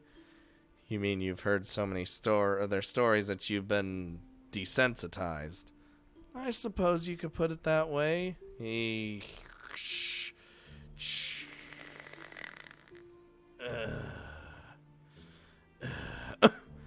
I mean, what's the alternative? Spend every day stressing out about things you have no control over? It might sound cold-hearted, but I'd much rather be desensitized than experience that on a daily basis. Miara has been desensitized to such a degree that after hearing the plights of so many students, and yet, even after being desensitized, do you still think what Giroux went through was that bad? Just because something doesn't cause me anguish, that doesn't mean I can no longer judge it for myself. I'd say JoJo's tale is rather sad. More than distressing, but that's just my opinion. If you really want to know how she got those scars, you should ask her yourself. You want to know how I got these scars? Joker, why? Apparently so. Asking Miara for hints isn't going to get me anywhere. Even if I'm able to piece something together based on the information she has supplied, that won't help me. If anything, I'll start to obsess over this matter even more. The only way to put an end to this is to confront Giroux and either ask her to share her story with me or never to speak to me of it again. Oh, if that's actually a choice, we already know. We already know what Neko Miki-chan's gonna pick. I lie awake on top of my bed as night descends upon the academy. Following lunch, my final class of the day, and plenty of pointless conversations with a couple of my classmates, I return to my bedroom with the intent of resting for a few hours in the early evening. After doing so, I awake a short time before midnight. The academy is silent. The classrooms are dark, and the hallways are now empty. The computer had a notification. Nearly shit myself because I had my headphones on. Just the random hello. Among the students living above ground in the dorms, I am quite possibly the only one still awake, or at least the only one who's awake by choice. Tonight, there's something I must do, a task I have been putting off thoughtlessly for far too long. Oh, beep, beep, beep. There it is. I sit up as a message comes through on my terminal, right on time. Like usual, Drew has waited until close to midnight before contacting me. You're probably asleep by now, but if you would care to join me, I will be waiting in the library to escort you to a student in need of help with their rehabilitation. So Drew's given up on waiting for me underground, huh?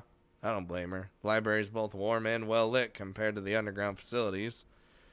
This works in my favor too. This isn't really a conversation I want to have while enduring sub-zero temperatures and feeling out the walls to regain my sense of direction.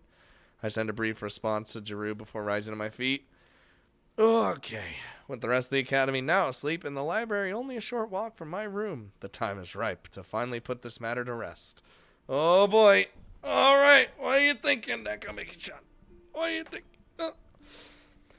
Okay, as expected, the library is completely empty from the moment I arrived. What if I was just like, and we're ending the stream, cliffhanger, see you later. I need drink water.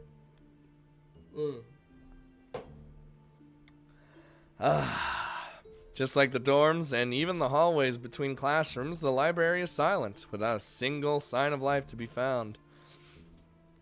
We're going downwards.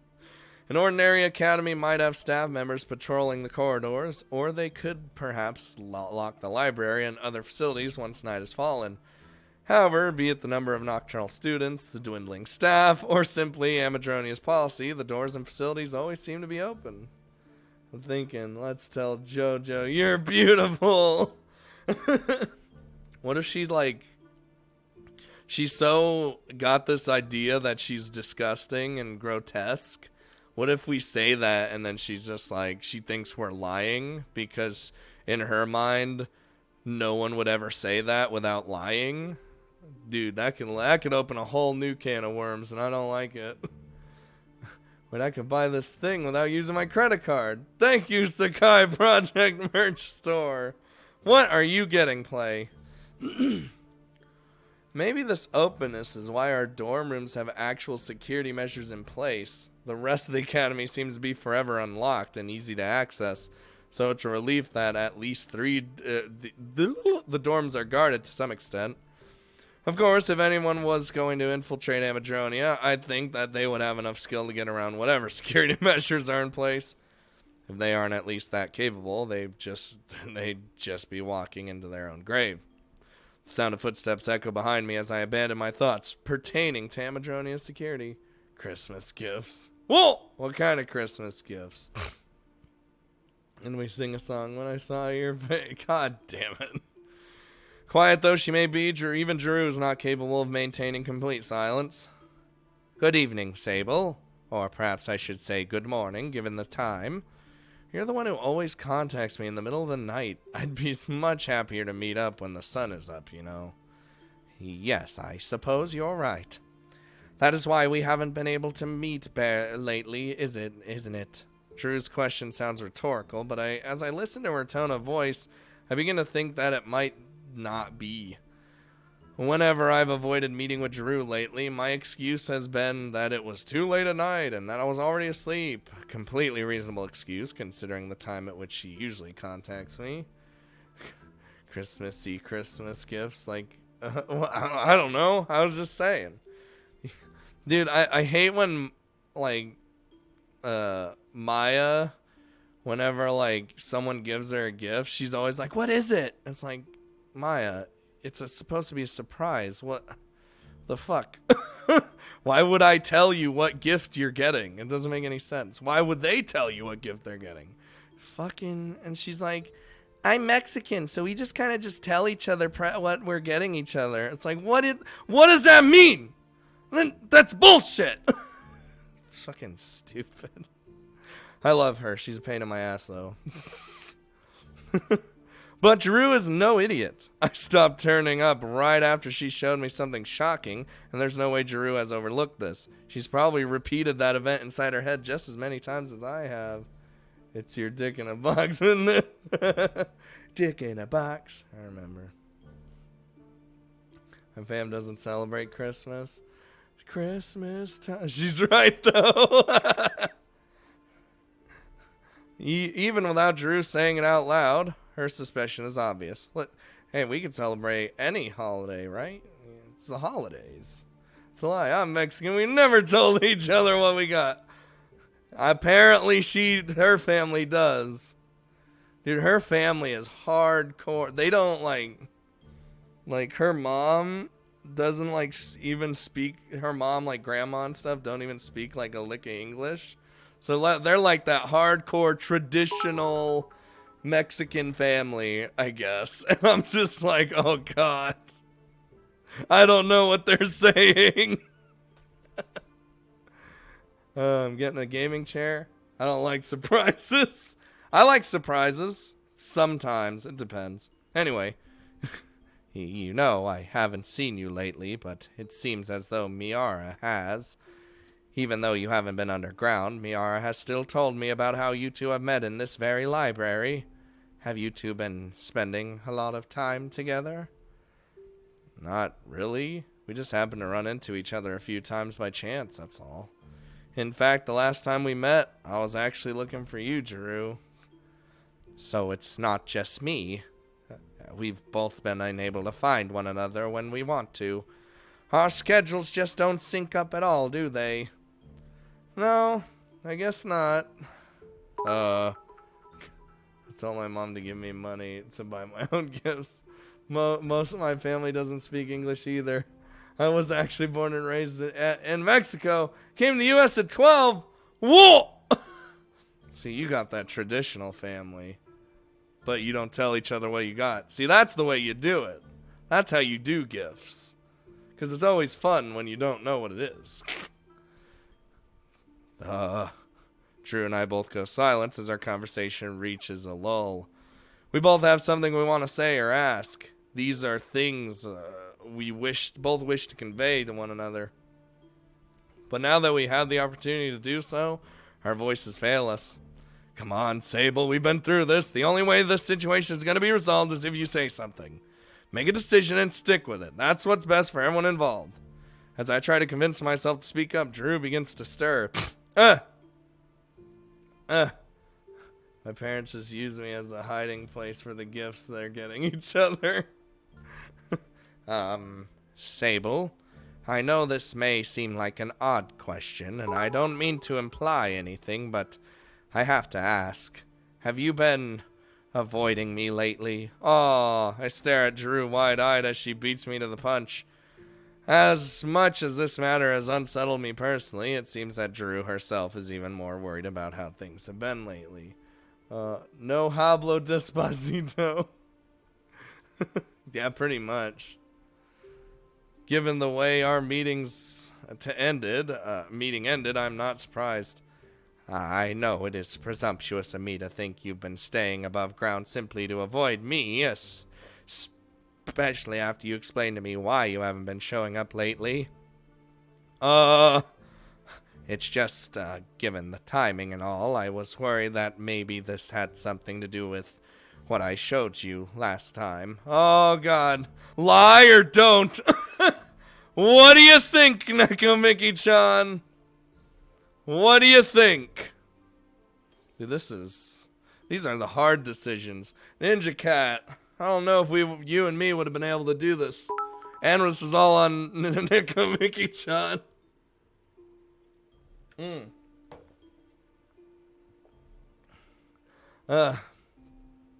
Oh, I need to scratch my nose. Oh. Despacito 3 will come soon. Oh. Next. Damn it! Oh! Alright. Once I've been avoiding you. Oof. Let's be honest. Oh, we're being a gentleman. Oh, boy. Yeah, you're right. I have been avoiding you. I know it's juvenile of me, and I should have just spoken to you about this from the beginning, but the truth is, you don't need to say it. After the grotesque sight I forced upon you last time, it is completely understandable why you would wish to avoid me. I wouldn't have quite put it like that. It's not so much the sight that bothered me, it's just the thought of what happened to you. You don't need to sugarcoat it, Sable. I know better than anyone how truly disgusting this body of mine is. I apologize for exposing you to such a miserable sight. It was wrong of me to do so. Okay, no, really, I'm telling the truth. You may have been horribly wounded, but that doesn't mean you're disgusting or grotesque. If it weren't for your severed limbs, you mean my extra limbs, that's what you'd want to say, right? If I didn't possess these extra limbs, I would not be such an eyesore. No, that... Fuck! Sable, why do you suck? God damn it! That isn't what Save it, Sable. I am well aware of how much better off I would be if I didn't have these rotten legs and disgusting pincers. I don't need a human to remind me of that. I don't want to possess these appendages any more than you want to look at them. Whoa! Drew, would you just fucking listen to me? That isn't what the... God... Shit! Drew? Drew leaves my side without saying another word. Before I could finish speaking, she started to run, abandoning her haven without a second thought. God damn it! Nekomiki-chan! We should have lied! That would have made everything better! Lying makes everything better. That's a lie. See, that's a lie. Lying does not make everything better. Drew departs from the library with a look of misery and anger on her face, clear to the eyes even with her mask obscuring one's view. Drew, just listen. My ever-composed senior has lost her calm, and in a fit of rage, she has abandoned her cherished duty as this academy's librarian. Can we, chase after her? Or... No, I guess not. I guess we're just not going to do that. After taking some time to think over what transpired, I decided to head to the underground facilities. While it is possible that Drew has instead retreated to the dorm room, or even sought refuge in a place I don't know about, my gut tells me that this is where she ran off to. He literally...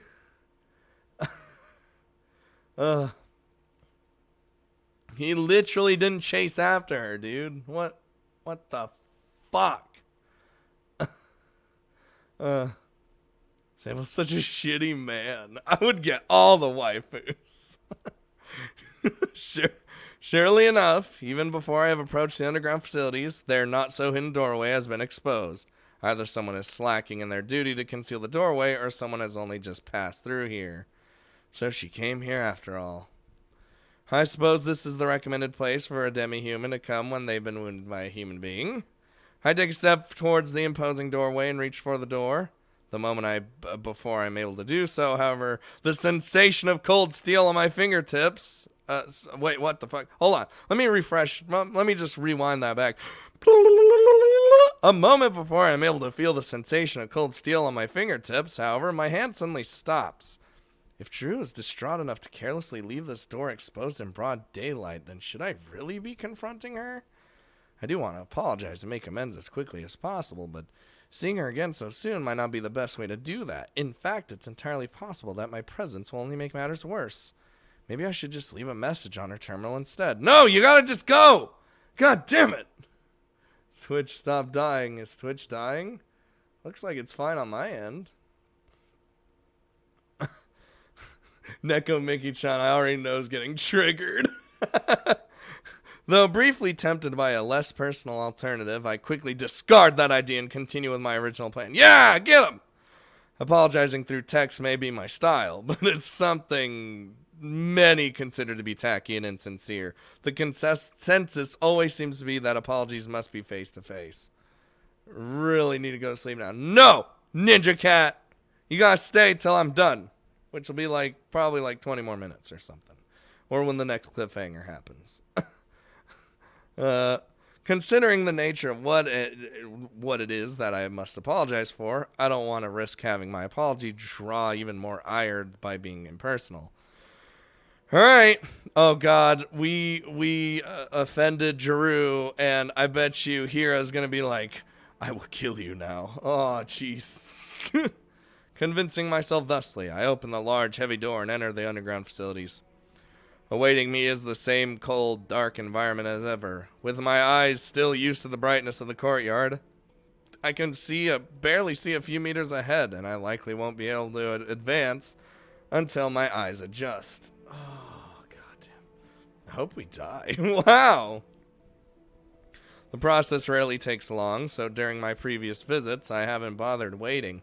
I've simply started a slow walk through the darkness, finding my way to the wall whenever I'm too unsure of myself.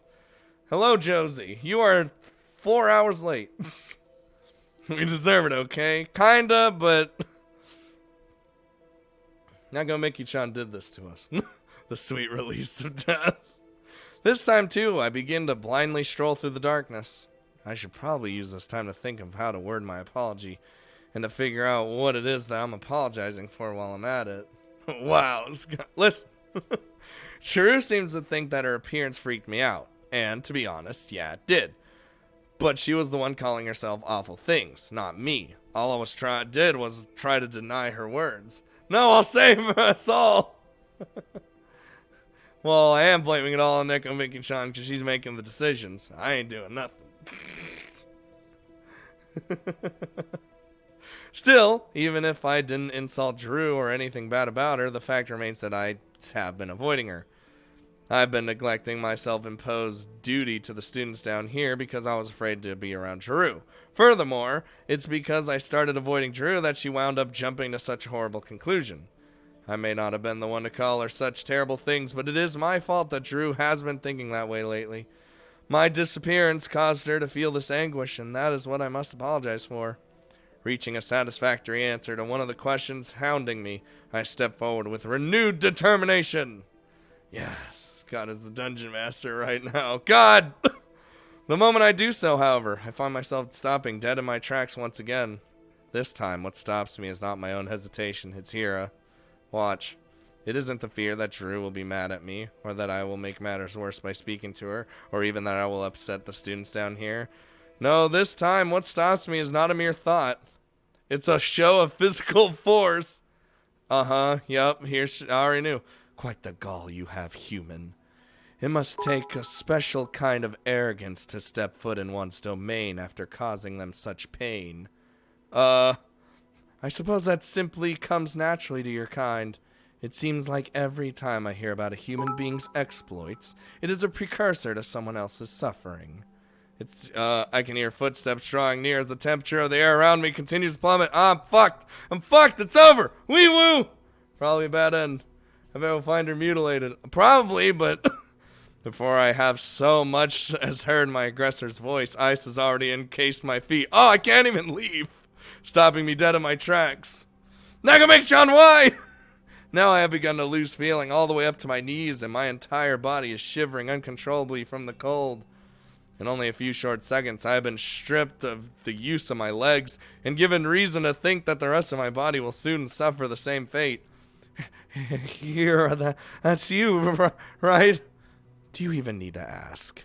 Your legs may be frozen, but your ears and eyes remain untouched.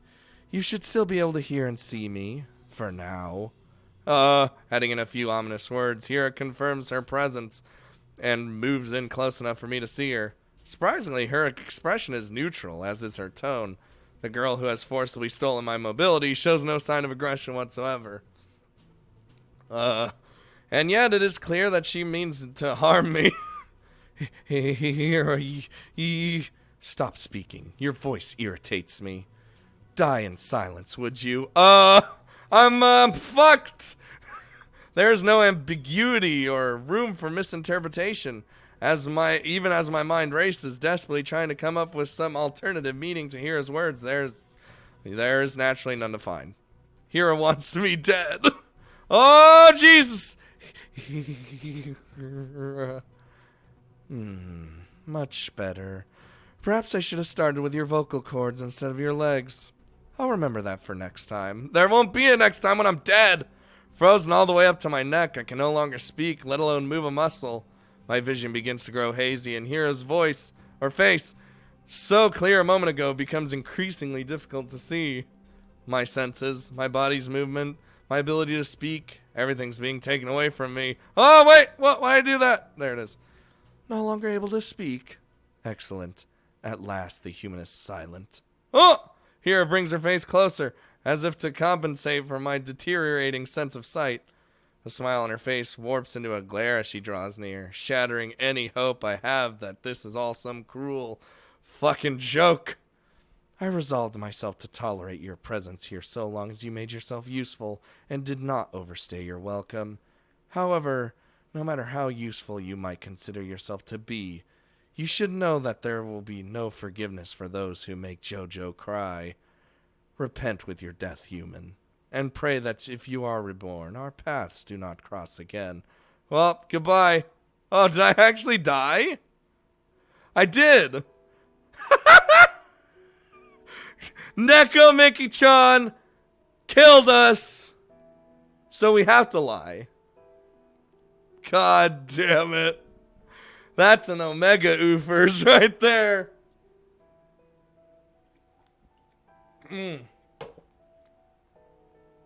Alright, so, good job, Neko Miki-chan. It's Sound of Drop all over again. That sucks. Wait, is this, wait, is this not legal? Wait, illegal? Here's the thing. She's very, I don't think she cares what's legal and what's not. Alright, well, that's it. That's Jiru's route right there. Wait, hold on. Is that actually a thing? It is? Oh, yeah, it is. Right there. So we have to lie. Alright. God damn it, Neko Miki-chan. Alright, so so instead of just saying I've been avoiding you, we have to be like, oh, dying is good ending. Alright, I really was sleeping. Even though I know that coming clean would be the right thing to do, I couldn't bring myself to tell Jiru the truth. Her eyes and voice both make it clear to me that she's bordering on tears at the moment. If I also take into account the things Jiru's been saying, then it seems obvious she isn't prepared for this. So as cowardly as it might seem, I feel no remorse as I force a smile onto my face, look Jiru in the eye, and deceive her. Lying is good! Don't be silly. Why would I want to avoid you? I was just sleeping, that's all. There's nothing more to it than that. Really? You aren't avoiding me? Of course not. Why would I do that? I'm lying. Like I said before, you're the one who keeps calling me out in the middle of the night. If anyone wants to stop the two of us from meeting up, you seem like the more likely culprit here. I call you out late at night because that's when the most of the underground students are awake, and when I'm not busy with my duties in the library. It's also when I'm sound asleep, like all the other above ground students, god damn it. It's like the exact opposite of sound drop. There's always there it was like, always go forward, be truthful, be honest. I mean, lying is great. I don't know, man. Sound of Drop had a lot of bullshit endings too. A lot of logical end things that you could do that just led to death. Because fuck logic. I see your point. I mean, why'd I do it in just my normal voice? Yes, I see your point. Perhaps having you come to the underground facility so late at night wasn't a good idea after all.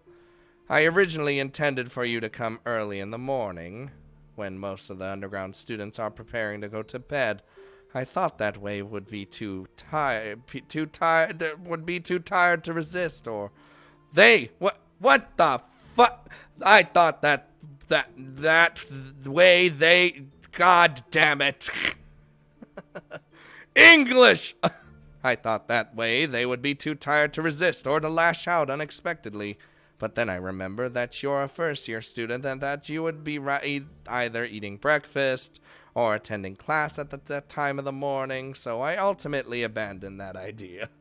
Malfunction. Yeah, but they were always end badly. Well, listen, play. It's fine. It's fine. Gotta play the character who's being a bitch right now. You've been dragging me out at midnight because you didn't want me to miss class or skip breakfast? In that case, couldn't we have met up before breakfast? If only it were that simple.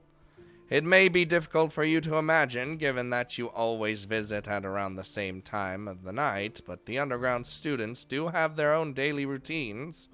I cannot have you go down there at a time when they are all roaming about freely, nor would I want you to disturb their mealtime, for instance, or to start wandering the halls moments before they fall asleep. I do not wish to risk having you frighten unprepared students, or to put your safety in jeopardy by having unwilling participants gang up on you. For those reasons and others, the timing of your visits is very important. I hadn't thought about it like that. I don't want to be killed, like I just was. I just assumed that most of the students down there were nocturnal, so we were just working around their sleep schedules. I've actually been trying to get all the underground students to awaken and fall asleep at the same time, whether they're naturally nocturnal, diurnal, or something else completely. Unfortunately, that has resulted in somewhat strange sleeping schedules for everyone involved. It will take another year or so of incremental shifts in their schedules before they unwittingly become diurnal. That's quite a substantial task you've taken on there, Drew. Shifting the sleeping schedules and tricking the body clocks of that many students can't be that easy. Going back to the timing of my visits for a second, though. When would be the ideal time for me to visit? During first period? During breakfast? What are you thinking? I don't mean to put you out, but if you're willing to risk showing up for first period just a little bit later than usual, breakfast time would be the best. Alright, consider it done. We're good. Really? Just like that? Don't you want to think about it?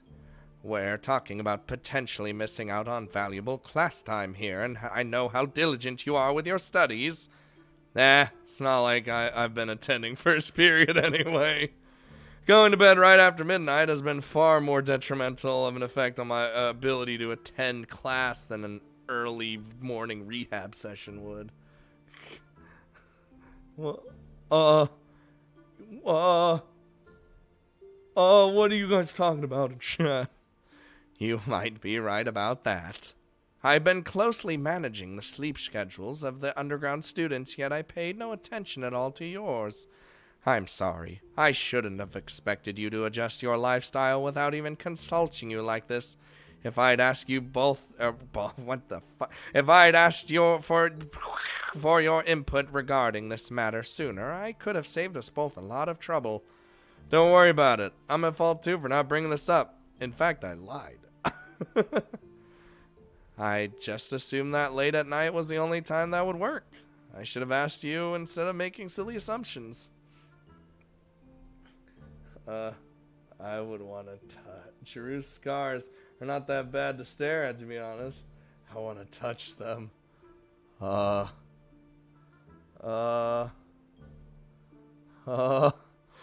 It seems we are both guilty of not speaking our minds when we ought to. You have no idea. Chickening out at the crucial moment, I find myself not only skimming over Giroux's actions during our last meeting, but also committing to a new schedule. I've robbed myself of the one excuse I had to not see Giroux, and doubled down on my commitment to avoid the underlying issue by lying to her. Classic! Despite my resolve to end this matter once and for all, I've once again delayed the inevitable Jedi. Oh well, at least I'll be able to start helping the underground students again, and it'll be far more convenient of a time, too. I guess I'll just put the matter of Giroux's injuries on hold until the next time she tries to confide in me. Once we reach that stage, that's when I'll come to a decision about all this. Until then, seems like I'm going to be going back to playing wannabe therapist one more time. God damn it. And then we got an achievement, white lie. Okay, well, at least we're not dead. God damn it, dude. I like how it just wanted us to lie to actually not die. That's funny, I think. And of course, classic Neko Mickey-chan got us killed on the very first decision. Classic. But you guys know what time it is. I think it's time to end the stream today. It seems like I streamed longer than I usually did, huh? I think I did. Yeah, almost 4 hours. Crazy, huh? Usually it's like 2 or 3 hours. It's not fucking white lie. You're lying about actively avoiding a person. Listen, it's fine.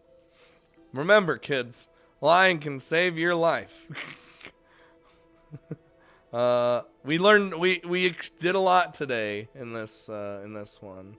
That was not the first decision. It was like the 6th one. No, it's fine. So yeah, we did a lot. Still need to fucking record that goddamn stream. Oh, it's gonna be a hoozle. I should do that tonight when I get off. I should just stop delaying it so I can actually start uploading Sables again. All right. Well, I'll figure it out. When I stream on Sunday, I'm gonna say probably not, but if I do, we'll be back with Left Field General, because we need to punch fucking what's his face in the face.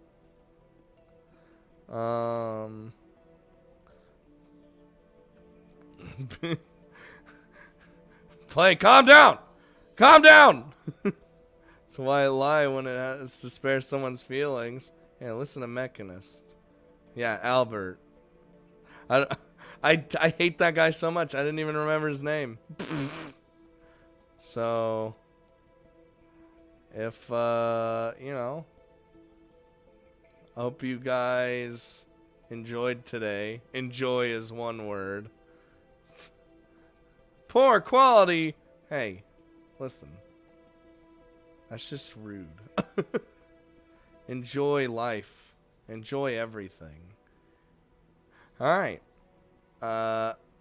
Hope you know. Thanks for this Omega Quintet. I don't think it's dead. It's just I haven't been in the mood to play a big ol' honkin' fucking RPG shits. You know? I haven't been, so I've just been kind of wanting some smaller stuff. But yeah. We'll probably be back to it at some point when I'm feeling it. When I'm feeling the mood.